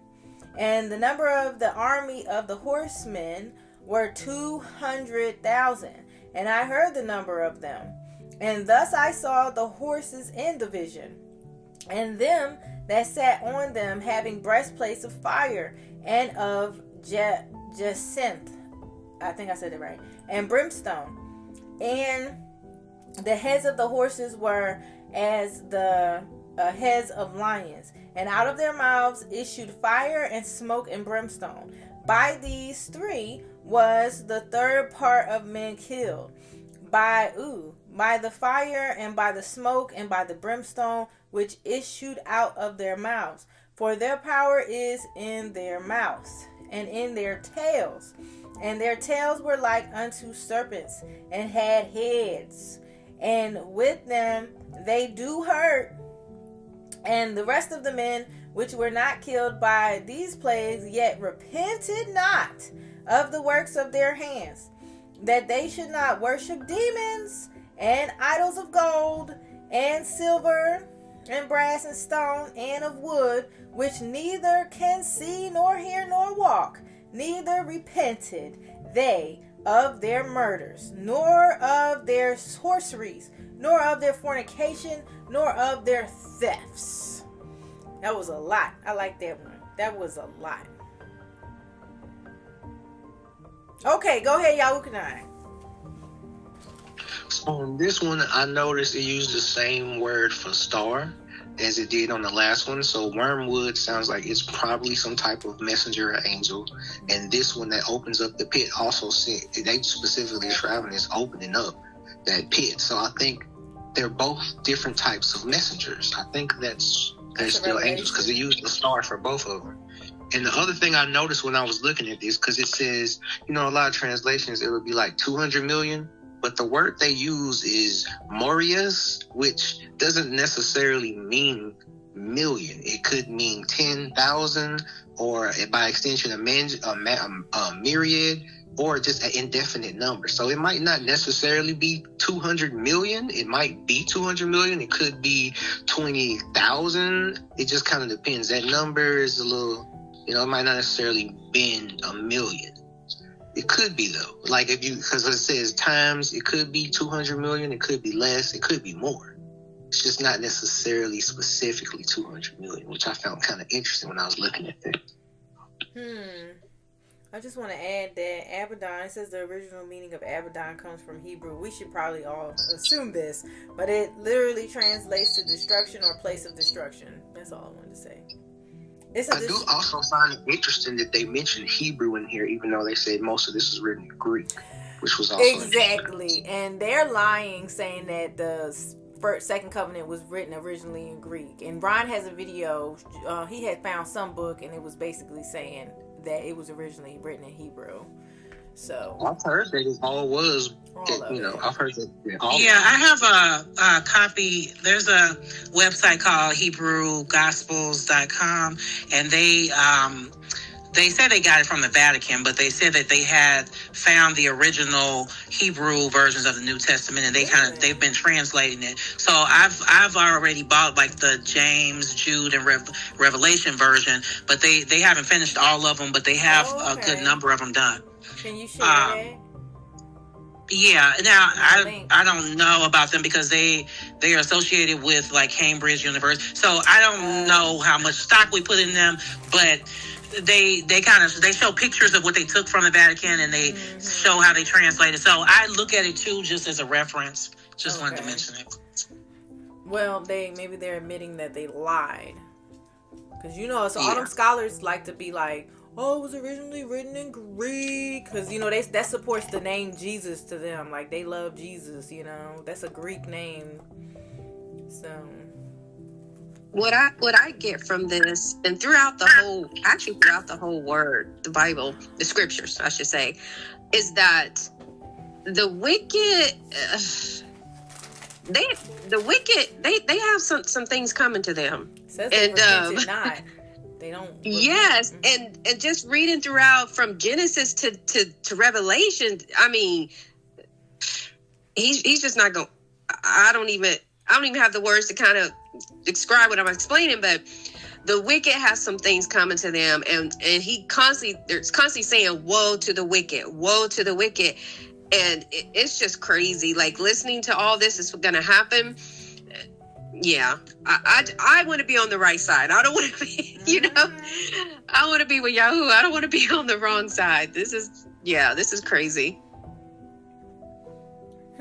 Most definitely.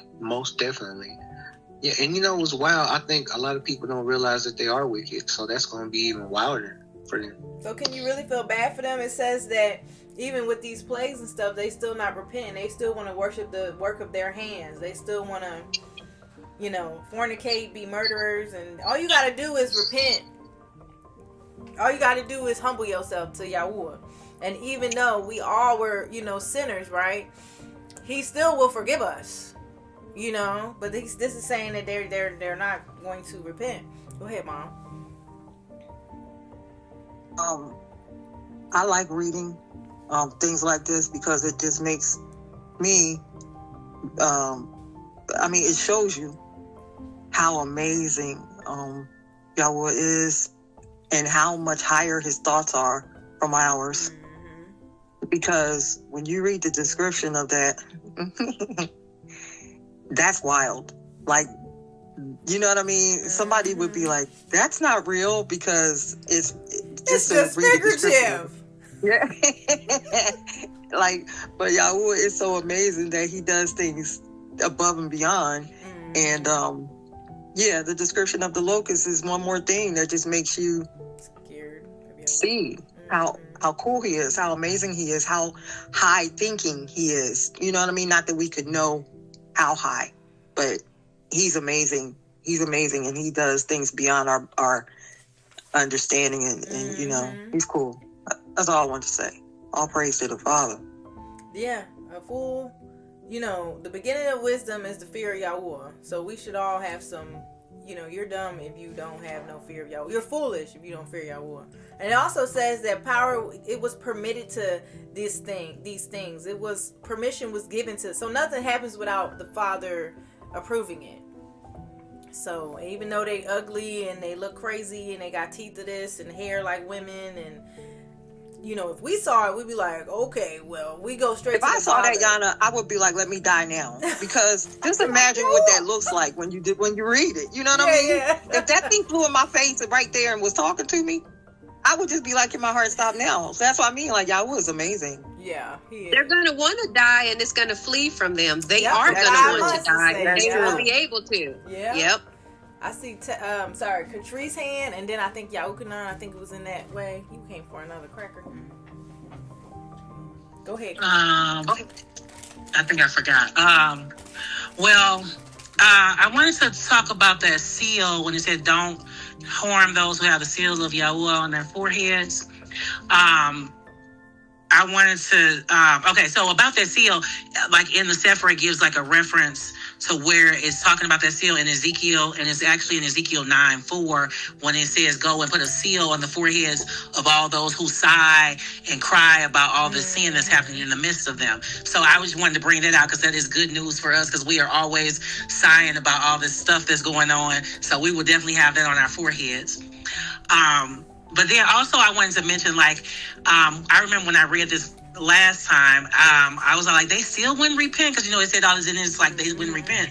But when I thought about it this time, I was like, I can kind of see that, because I think that they'll say stuff like, this happened because of global warming, or they'll say this is because of the overpopulation. They'll have so many excuses like they do now, like how a natural disaster that they caused through their systems, they say that this a natural disaster. So they make up all these things where I can see people being confused and not knowing this came from Yahuah. This is in scripture. So you need to repent. They're not even going to be thinking about repenting, because they're like, oh, what can we do? The work of our hands. What can we do to fix Earth, have Earth Day, and talk about global warming and pollution and recycling and all this stuff that they say. And that's why they try to create all this stuff so it's not attributed to Yahuah when he does things. Because just think, they're not going to think it's from him. Right. So I can kind of see how they still want to repent, because they're not even thinking about that. They're so asleep. Enoch tells you that Yahuah basically controls the weather, but I didn't even really realize that until I came into the truth. So when there would be all these fires and stuff like that, I'd be like, that's not him. You know, before I woke up, that can't be God. That's not him. He would never hurt these people. But judgment, you know, stuff happens. So Yeah, speaking of that, they always want to say Yahuah wouldn't do certain stuff. They always be like, and people who are what do they call it, atheists, they use that as an example. They're like, it can be a God that hurts these children, get cancer, and these people excuse me, we live in a fallen world. Why would they not get cancer if they eat this kind of food? We're being bombarded with stuff being sprayed. Like, it's like so crazy that they think he wouldn't do certain things. No, Yahuah is serious about judgment. He said, this is what I want, and if you don't do that, this is what you will get. I mean, like, that's what Joseph Prince was makes sense to me. And Yannah can attest to this. He would always teach that all these disasters were not from him, and that it was from the enemy, and judgment was over because of that scripture. Yahweh loves the whole world. So that's being taught, because we were taught that. Yeah, that's enough. But it's so clear in there. He says all the time, "I will turn my back to you. I will put this on you. I will do." He said it all the time. I don't think and he said, "I do not change." And isn't there scriptures in the beginning? I mean, the first covenant about him controlling the weather and stuff. It got to be some stuff in here. I'm just thinking back to it. I know that with Yahusha of Noon, he had stopped he asked Yahuah to stop the sun or something, right? He controls the weather. So, he said, "I ain't gonna give y'all rain." So if it says in different scriptures, if it says I'm not gonna let it rain on you or you give you rain, then why would they think the devil's controlling the rain? Controlling the storm. Well, I know that they have created their little HARP device system where they can do stuff. They seed the clouds and make rain now. So Yahuah is the controller of all this, and he allows certain things. But they do have systems where they can make it rain. Like they say that they can seed the clouds to create rain. So I think that they have it, but we have to understand that they can't do anything unless Yahuah allows it. Yeah, that's true. That's the truth. Who had it? Did you have your hand up? No, ma'am. Okay, go ahead, Yahuah. Thank you, Catrice. Yeah, I was gonna say, kind of similar to what Catrice. When I originally read this, I couldn't understand why they wouldn't repent. I'm like, all this stuff's happening. Why won't you repent? Just repent. Like, what's wrong with y'all? But now I understand a lot of the way when you look and you see, a lot of people they don't think they have to repent. Other than certain doctrines, they don't see anything wrong with the world that they're in.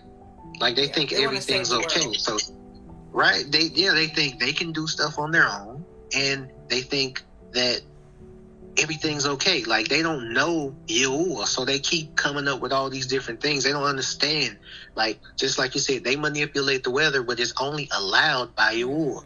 They only allowed to do so much. They can't do whatever they want to do. They only allowed to do it. And certain stuff, they don't understand how wicked this world has become, because everything gets this mixture. They keep painting wickedness and unrighteousness and evilness is good, or people just become tolerant of all this wickedness, and they become numb to it and feel like it's okay and come to an agreement with it. So they don't see anything wrong with the things that Abba has clearly told them he is against. He's not in agreement with. That shouldn't be happening. They don't see anything wrong with these things. So when he continuously keeps trying to warn them, keep trying to get people to change, keep trying to get people to come back to him, they ignore him. Yeah. They ignore him, and then they'll blame everything on the adversary or just on these, false lies that people tell them. And they're like, no, he didn't do that. That's them, or that's this. They come up with all this other stuff. And that's why they won't repent, because they don't even understand what's happening. They won't believe it until he comes out. You would say, because they didn't love the truth. They're in a strong delusion. Okay. Definitely, they're in a strong delusion, and they loathe a lie and hate the truth. That's what it is. And I understand this so clearly now. And until he just makes his presence super known, and at that point it might be too late for a lot of people, then they'll understand, like, oh no, this wasn't what we thought it was. You know what I mean? That's when they'll get it. But it's going to take that for a lot of people to get it. Weeping and gnashing of teeth. It'll be a lot. Yeah, because people don't want the journey. The walk is not, like, Rochelle we was talking about earlier. It's not easy. People look at us like we crazy. Like, oh, you must not really love him because, you don't just believe in, Jesus. But then, not Jesus. Yahusha said, if you love me, guard my commandments. It says it right there in the same Bible that they read. But again, I always try to remember that, we're not of this world. He called us, and the only reason why we got the truth is because Yahuah gave us the truth. Go ahead, Tessa. So you guys, both Catrice and Brother Yukonon said they think they won't repent because they won't think it's from Yahuah. So how would they explain the locust? Because I've never seen a locust with hair of like women and teeth, and how would they explain the part about they're gonna say it's Satan? They was desire to die, but death shall flee from them. Who would they be blaming that on? I think at that point, wouldn't they think it was I think that they would think that this death part could be something with pharmaceuticals. It could be, we don't know at that point. But I think that there could be other things going on that prevents death. There could be, we don't know what the world will be in that point of time, but I can see them making up something about it. They're too creative. Look at all their movies. And then for the locusts, I'm not sure myself if these are actual locusts or if this is using the term locust to describe a swarm of something like a locust. It comes in a swarm.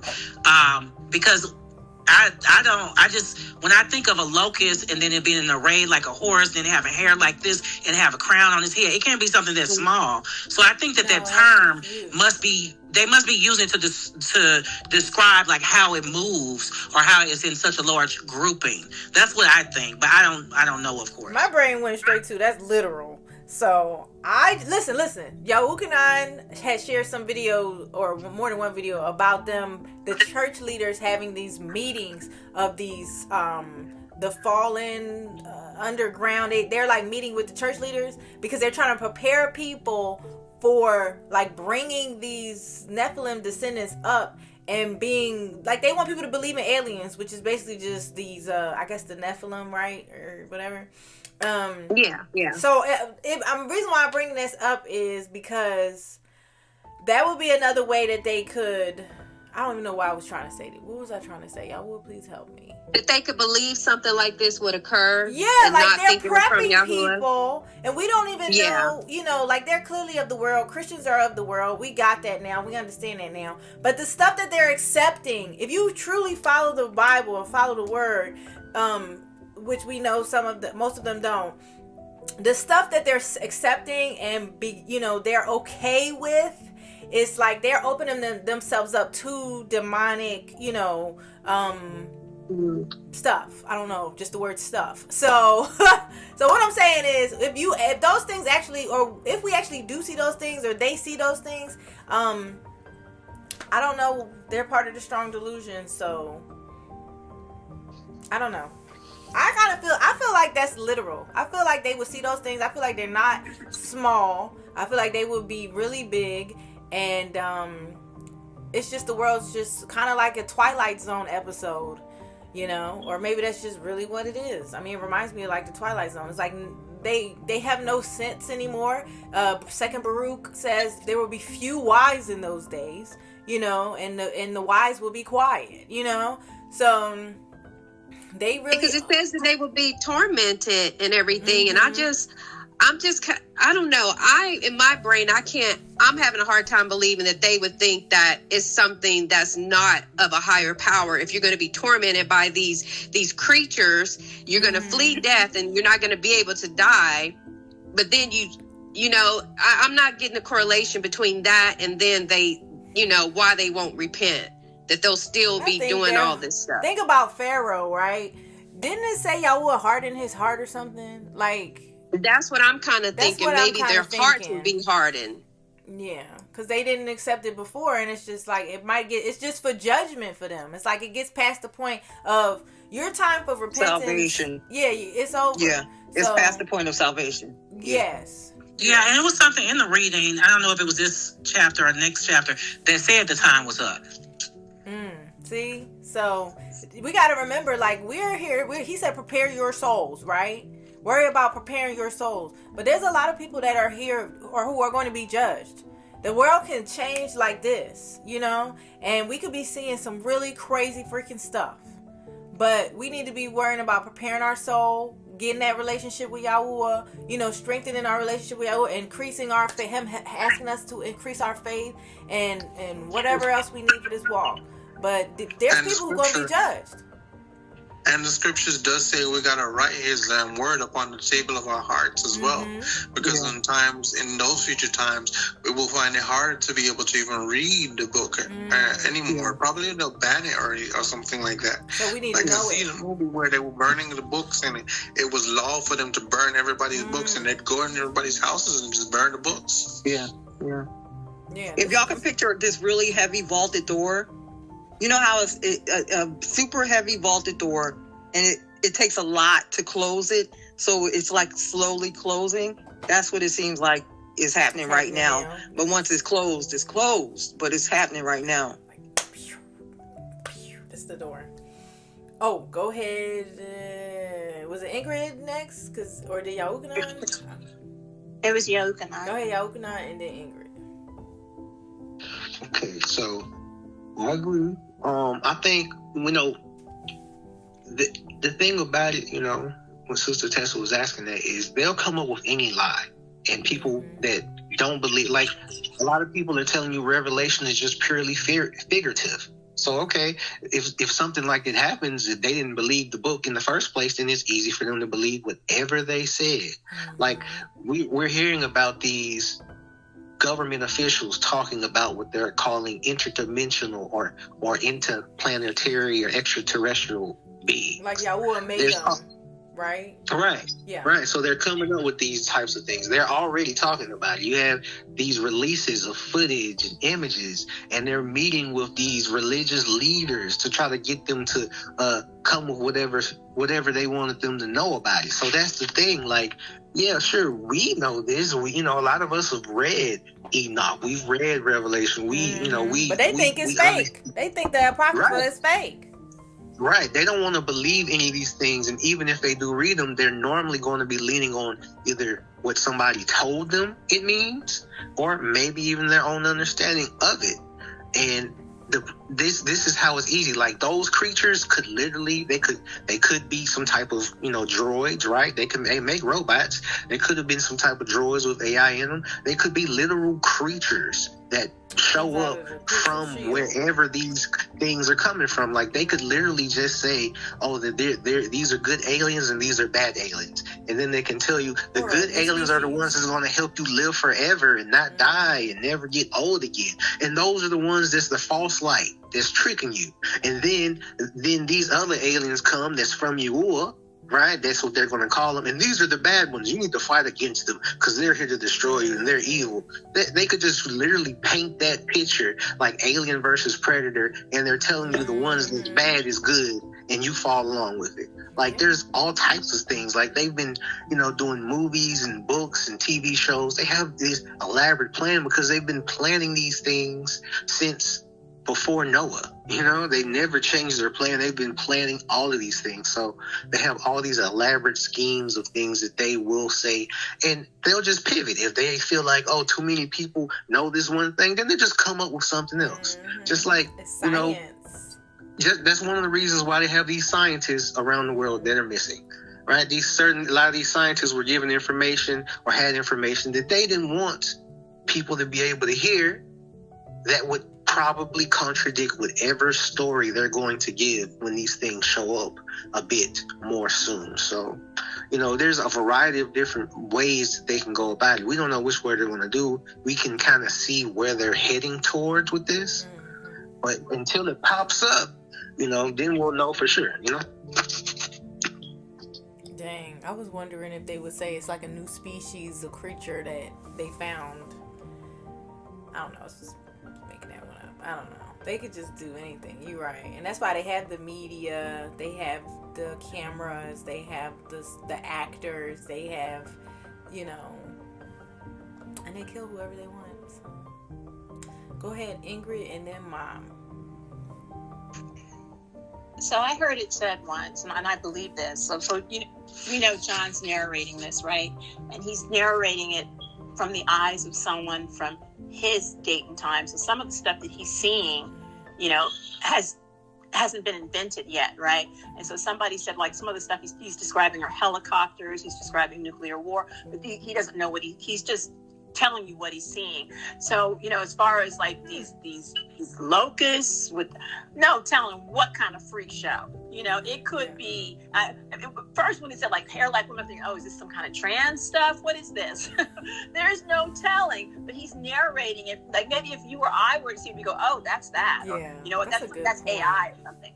But he's narrating it from the eyes of somebody from thousands of years ago, right? He's seeing present day. So, I don't, may not necessarily literally be locust, but he may not have words for what he's seeing. So he's telling you it's got to be locust, right? Yeah. That's a good but I remember somebody saying some of these things that, like, he's describing helicopters and nuclear war. but he doesn't have the verbiage. These things aren't familiar to him. So, which one would be a helicopter? Yeah, I've seen the helicopter images. I'll try to post a picture of one, but yeah, I've seen that, and it does make sense to me. But I mean, it could be a lie too. We don't know. But when they show each part of the helicopter, like the fuselage, and all, it kind of matches. But what about the locust part? I'll put a picture because it's shaped like a locust. The tail is like a scorpion. So I'll try to put a picture in there so you can see it. Y'all, let me look at this. And if it's bombing people or something, maybe he equates that with a locust stinging people, or because he doesn't have this is not familiar to him, so he's describing it the best he can, right? Mm-hmm. Wow, that's crazy. I never even thought about that. That's good, Ingrid. Thank you. Go ahead, Mom.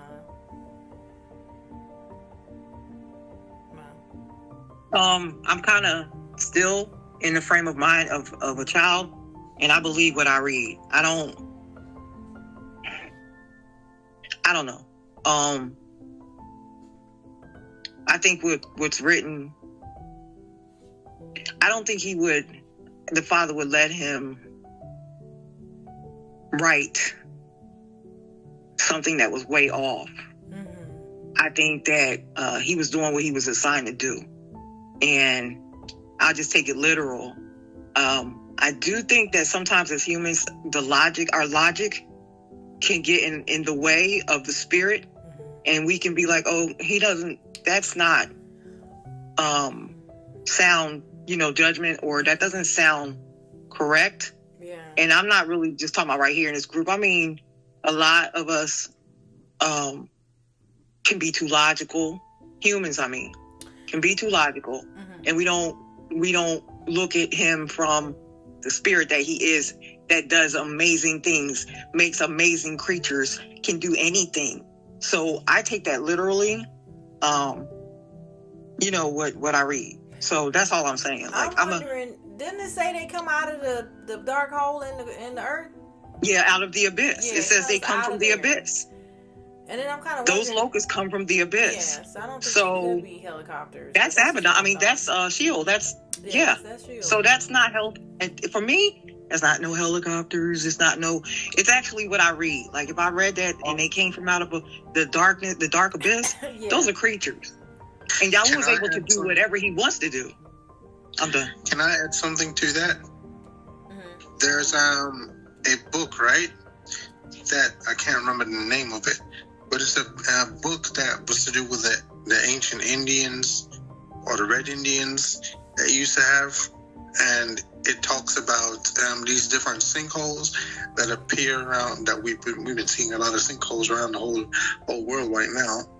And all these different sinkholes, apparently they're supposed to be these grotesque creatures that's supposed to come up out of them. I don't know if that has anything to do with the locusts actually being the ones that come up out of those, but it's the prophecy that's in that book saying that that's where these creatures are going to come up from. And they were seeing so much sinkholes in different places, and they disappear randomly. Then it links to the game Gears of War as well. It talks about locusts coming up out of the earth, out of these different emergent holes. Yeah, I don't think that John would have a problem because it was Yahuah giving him the revelation. That's all I'm trying to say. It's not him trying to decipher. It's Yahuah. It's being made clear. Mm-hmm. It's being made clear for us. And if it's coming out of the abyss, I think that our logic sometimes gets in our way of the actual spirit world. And if you think about the creatures that he's created that we haven't even seen, some of which we have seen, like that fisher, what is that fish all the way down below? That's an ugly creature. The anglerfish. Thank you. It gets worse. I'm sure it gets worse. So he creates whatever he wants to create, and that's what he said. So yeah. Mm-hmm. Interesting. Go ahead, Patrice. Thanks, Mom. I just wanted to say, because I don't think we know. The only reason I would say be aware, because he is having a vision. But the thing is, if we don't want to miss it. So if for some reason some helicopters come out of the ground and stuff's happening, I don't want us to be like, still not it. we should be sealed by then anyway, so I think we'll be okay. But a lot of times we make things, we say, well, no, he wouldn't have got it wrong. It's not necessarily that he got it wrong. People can have a vision and interpret it incorrectly. And so I just want us to not miss things, because I think a lot of things already happened. Like Yannah had mentioned a few weeks ago that she thought this horse that went out to conquer had already happened in this colonization. And I agree. And I think we may miss that because we thought it should have been a horse coming out to conquer when it really was colonization going out throughout the whole earth and conquering. So just things like that we don't want to miss. So, of course, Yahuah knows what we need to know, and he's going to give us what we need to know. But we also don't want to miss things because we're being too spiritual or mythical when it could be literal. Or the other way around. So some things we may think are literal are actually, Yeah, it could be either one. So I think we should always be alert to both of them. Yeah. I agree. Interesting. But Yahuah he'll reveal to us when he wants to reveal things to us. And never forget that he's our protector too. And his wrath is not for us. He said don't count ourselves with, the unrighteous. So we don't have to worry about that. What we need to be worried about is Yahuah, like keeping his word and focusing on him and asking him to get the evil out of us and change whatever needs to be changed in us. That's what we need to be worried about. So when we see these things, know that our redemption is near, So, and it will be masked with stuff. Because I just learned about CERN not too long ago when I came into the truth. I don't know a whole lot about CERN, but I know that they are definitely been opening portals or trying to open portals. Definitely opening portals. And you can't sit here and say that this is not a spiritual world. Everybody wants to be so logical. And, why are all of these higher ups and all of these leaders and stuff like that, what was it, Clinton or somebody was trying to go get some body of one of the ancient Nephilim people. Like, why are they doing these things? Like, why? Gilgamesh, yeah. Like, well, what are you doing this? What do we need to do this for? Oh, and do you know how they put those memorials at Ground Zero for September 11th? Mm-hmm. They put holes in the ground as the memorial. It's literal pits in the ground they created. And the way they're situated, I saw they were comparing them to this Artemis and Apollo. This is what they made these memorial tablets of. That was a way of getting us. That's a great point. They're creating things that they know scripture, so they're creating things to cause confusion and all of this junk. But why would they put 2 holes in the ground to memorialize people who died in September 11th? That doesn't even make sense. They know they killed them. Yeah, I mean, because a lot of these things are rituals, and what what this and Epstein files and a variety of other things show us is, no matter how logical people may want to be, the richest and most powerful people on this earth believe in the devil and all these pagan deities that these people always worship from the Bible days and before and after. They never stop. They continue to do these rituals for power, for lustful gain. Like they never stop. These practices never finish, and apparently they seem to be working. So they believe in the devil and the devil's kingdom.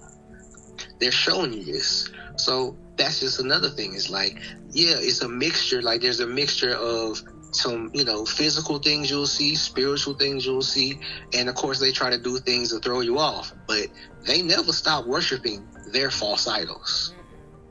They never stop. There was a TV show as well that that was out recently, and it was about a massive sinkhole that was as big as a city that opened up, and it had a portal if you went down in it, and it led you into a completely different world down there that was way back in time or something like that, 10,000 BC or something like that. Oh my goodness. Can you share that? I can find the TV show again for you. And also, I've watched a TV show that was called Under the Dome, and it was about these people trapped in it was like a firmament, basically, to me. And it's like it behaved like the firmament. It spin around the town that they were in, and they weren't able to break through it. Not even a nuclear weapon was able to blow it up. I used to love that show, Ezra. I used to love that show. And Jericho. They make all these shows that put us on the side of the evil. Like, why would I be rooting for the people of Jericho? Should we move to 10? Because we almost done. It's so exciting. And we got any volunteers or any more comments about 9 before we move to 10? Any volunteer to read? I call not it. Did we? I can read it. Huh? Isn't the Euphrates drying up today? Mm-hmm. Okay. Just thought I'd mention it. Catrice is going to read chapter 10. This has been really good so far. Go ahead, Catrice. Okay. And I saw another mighty angel come down from heaven, clothed with a cloud, and a rainbow was upon his head. And his face was as it were the sun, and his feet as pillars of fire. And he had in his hand a little cepher open, and he set his right foot upon the sea and his left foot upon the earth. And he cried with a loud voice as when a lion roars. And when he had cried, 7 thunders uttered their voices. And when the 7 thunders had uttered their voices, I was about to write what I heard, a voice from heaven saying to me, I feel like I skipped something. I was about to write, and what I heard was a voice from heaven saying to me, seal up those things which the 7 thunders uttered and write them not. And the angel which I saw stand upon the sea and upon the earth lifted up his hand to heaven and swore by him that lives forever and ever, who created the heaven and the things that therein are, and the earth and the things that therein are, and the sea and the things which are therein, that there should be a time no longer.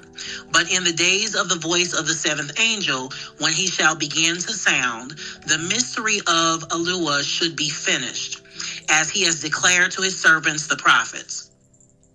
And the voice which I heard from heaven spoke to me again and said, go and take the little cepher, which is open in the hand of the angel, which stands upon the sea and upon the earth. And I went to the angel and said to him, give me the little cepher. And he said to me, take it and eat it. Take it and eat it up, and it shall make your belly bitter, but it shall be in your mouth sweet as honey. And I took the little cepher out of the angel's hand and ate it up, and it was in my mouth sweet as honey. As soon as I had eaten it, my belly was bitter. And he said to me, you must prophesy again before many people and nations and tongues and kings. Any hands? Y'all ever, okay, this is a thought that popped in my head while you were reading. You know how we have dreams and visions, even some of us, and it's like we don't really understand the meaning behind some of it. I kind of wonder if that's what he was going through. Like, did he even know?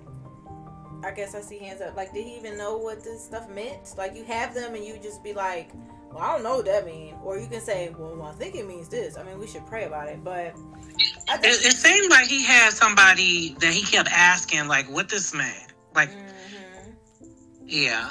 I wanted to say that I thought it was interesting that he heard this stuff from these 7 thunders and he immediately tried to write it down. They were like, nope, seal that up. Don't write that. So I was like, ooh, I wonder what they said. Yeah. He reveals when that was the same thing I was thinking. I was like, I wonder what those thunders said. And was it, will we ever know? Because I feel like he was like, ooh, let me hurry up and write this down. And then it was like, nope. Yeah. I wonder if he gonna tell us one day, like, what did the thunder say? I was like, what that was? I want to know what it said. So y'all think that's like a lot of churches don't talk about Revelation? Y'all think it's because they think or believe they're afraid of it, or they think they're gonna be? I think that it kind of contradicts a lot of what they claim to be true, so they can't really get into it. Maybe they don't understand it too. I think it's because it deals so much with judgment, like. You know, they teach grace. Yeah, like when you deal with grace, when you're telling, it's all about love and all these different things, you don't want to think about the reward of the wicked. So this really specifically lets you know that this wickedness that you want to, be cool with and hang out with, there is a consequence for it. And there are rewards. And you don't want those rewards. I wonder if they subconsciously know that it's talking about their destruction. Because I remember, like, in church, everybody was like, I'm scared of the book of Revelation. I'm scared to read it. I'm scared to read it. And I was like, this is our victory lap. This is when the bad people get taken down and we succeed. And they didn't get that. And I wonder if, like, inside they really know that it's because it's talking about their destruction. I think probably it's some of that too, because a lot of the stuff that this world focuses on and has people think is cool, it speaks against. And of course, it talks about what the Father and the Son look like, which also contradicts that too. They don't want to address that. So there's only one pastor that talks about the end times, and he's wrong about it. And all of the churches and pastors I've heard, it's like he's like at the very top that only talks about the end times. And y'all know I'm talking about PAM, Philip Anthony Mitchell, and he doesn't even describe the end times right. He's even wrong in his his preaching about it. So yeah. Well, then he said we don't have to worry about that because we're gonna be gone. So I think that's why they don't worry about it. What did y'all think about the scroll that he ate that was sweet in his mouth? It mimics what happened in Ezekiel, the same thing. He ate the scroll and it was like honey in his mouth. What do you think that means? Like, it's honey in their mouth, but it's bitter in their belly. I feel like it's some larger meaning there, but I don't know what the meaning is. I've seen where people kind of view that as getting like some kind of knowledge or wisdom from Yah when you're eating the scroll. But as far as the bitterness, I mean, I'm not sure. My assumption could only be that because when you get that, that type of knowledge and revelation and understanding, it'll be a level of bitterness from knowing what happens to a lot of people and things that come with that. I mean, just look at how, Solomon, he had all that wisdom and he's writing about how all these different things are vanity and this is vain. Like, you get that level of understanding, but then you start seeing things from a completely different view. Well, we know that Christianity is easy. It's easy to be a Christian. It's easy and comfortable and squishy and pleasant and positive to be a Christian. So I think, it's bliss. It's ignorant bliss, right? So I don't think Yahusha was like as vain as they try to paint him to be. Like, it's my birthday and we'll all have a big celebration for my birthday and I'm going to name the faith after me. He didn't do any of those things. He just didn't. And in regards to your question about the churches and Revelation, I think it's a number of reasons. And Father, forgive me if I'm wrong, but the modern day church, in my opinion, has evolved into a big social club and it's a business, right? And so we want everybody to be comfortable and happy and come attend the rock concert and put some money in the plate. And they are being ruled by the government because most of them are 501c3s. And so there's so much that is right? 501c3, is that what they are? Or is it 501c3? Anyway, there's only so much they can say, right? The government, I mean, I'm going to send you guys like this piece on 501c3s. Like when COVID came, remember all the black churches, they fell in line. Even though initially they gave them loans, I heard. And initially they may have been saying, no, you guys shouldn't do that. But then they fell in line. Because they got the word and they are owned by the government, right? They got money too. All of those churches got money. Right. So there's multiple reasons. And I really want to talk about your Congress. They're getting paid. Israel's paying them. This is all just a big business. It's a front. It's a facade. It's just nonsense. But the reason, there's so many reasons why they don't speak on Revelation. It's contrary to their narrative. Even though you would think that they would read it, study it, because it says at the end of the day, our team wins, right? Yeah. But they can't, because it's contrary to the narrative that they're preaching. Just everyone is love, and it's just about love, and just love one another, and just everybody. It's just love. It's just love. It's love. It's love. It's love. It doesn't matter. if you love no your destruction dog, ahead, no repentance. Doesn't matter if you're in love with a toddler. It doesn't matter, just as long as it's love, right? Mm-hmm. It's all true. Scripture is contrary to the nonsense that they preach in the church today. It is a social club. You know, my mother was telling me, and I'm not going to go off on one of my tangents, I promise. My mother was telling me about these older ladies, because you know my mother's an older lady, and her friends are older ladies. And one of her friends used to be like a playmate or something. And there's another lady who doesn't, and this lady is in her 70s now. She's walking around on a walker. Now, who cares if she once posed for Playboy or whatever? You know, she's an old lady and she just wants a relationship with the Father. That's it. But there's another older lady in the church who is responsible for, like, you know, she's the one that gives everybody coffee and tea and snacks when they come in. And so when she saw the playmate come in, she hit, and they give out like free Bibles. My mother brought the playmate to church with her. You know, they give like a little package to the new people coming into the church. The lady who's responsible for the snacks, you know, 'cause it's a social club, when the playmate put her Bible down, the lady that's responsible for the snacks took her Bible because she didn't want her to have it, because she didn't want her there. And I'm not playing with you. I don't even have words for this. Keep her from having the Bible. Well, because she doesn't want her in her club, because the club isn't based on, you know, because remember, Yahusha talked to everybody. Yeah. He didn't turn his nose up at anybody. He didn't say, "Oh no, you posed in Playboy 50 years ago. I can't have anything to do with you." You know, he didn't turn his nose up at anybody. But when it's a social club and it's a man-made club full of man-made doctrine, then you can turn your nose up at people and say, "Oh no, we don't want your kind here." You know, we just don't. But they claim that their club is, they believe in repentance and everything's good once you repent. So I don't, it still contradicts. Once you accept their Messiah, I don't. Yeah, it's supposed to be all forgiven, so that doesn't even make sense. It's governed by man-made doctrine. What did Ezra say earlier when they were trying to bury his grandmother? How did they act? It's just it's man-made. It's not based on what Yahusha said. Spirit, yeah. Right. It's not. I saw a church die, Ingrid, because of women like that. I saw an actual church in Philadelphia die. Well, it didn't die completely. It went down to almost nothing. They had to bring a different pastor in there.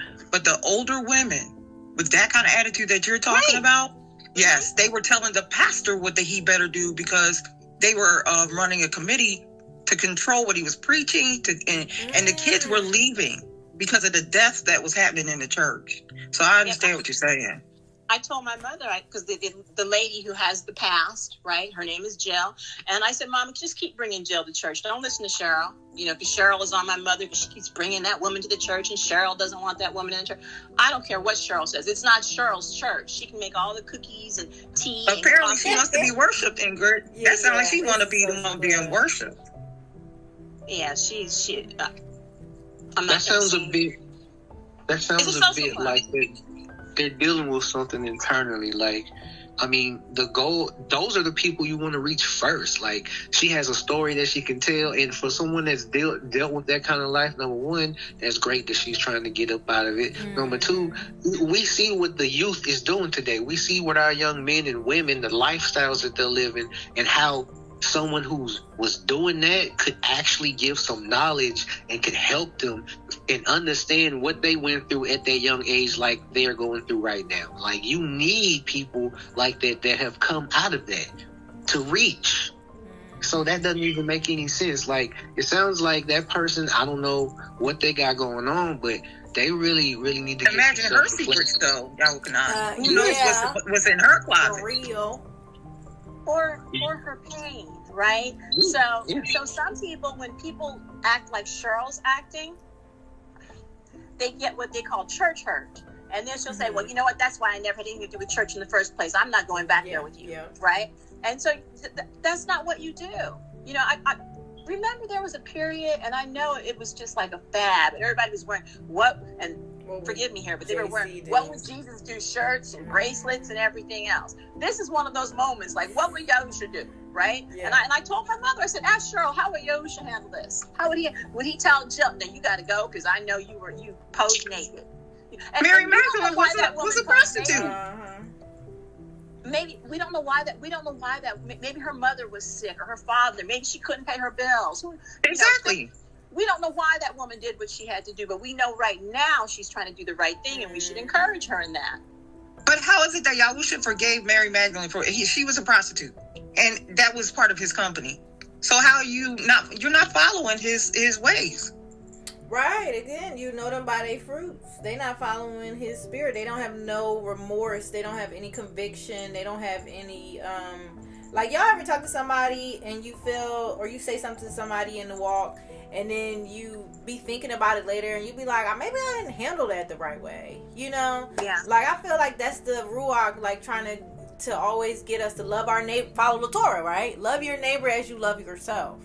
But I don't think they live by the Torah. I think they do live by religion. They are religious, and they don't even know they're in a religion. They don't even know they're religious.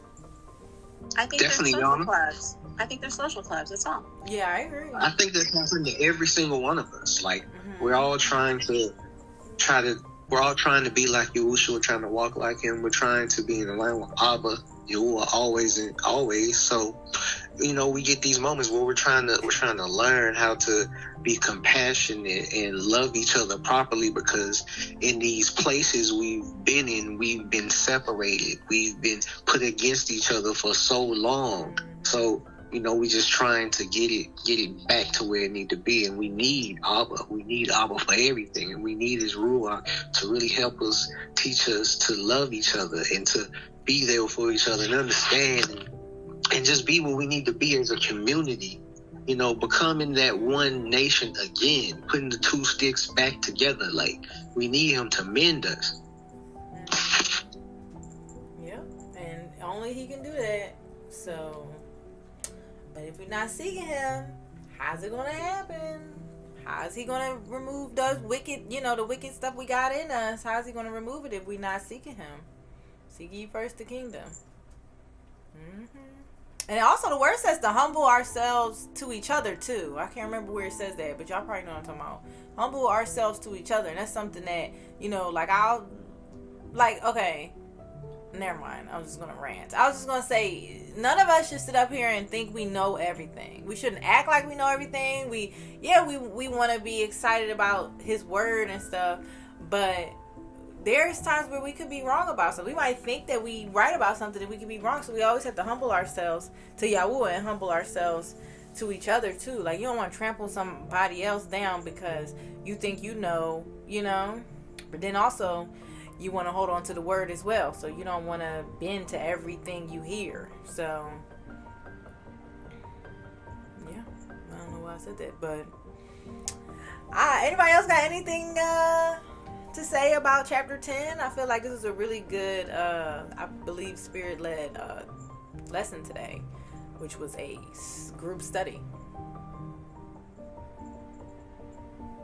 Okay, but if no one else has anything, then I'm amazed that we got through the four chapters. That was good. You helped us, Mom, because we was going off to the left. Listen, we was veering off the train tracks. Yeah. She had to put her hand up and say, are we going to go on to chapter 9 or 10? So, yeah. And Catrice was definitely my comic relief today. There was some stuff coming out of Catrice's mouth that was super funny.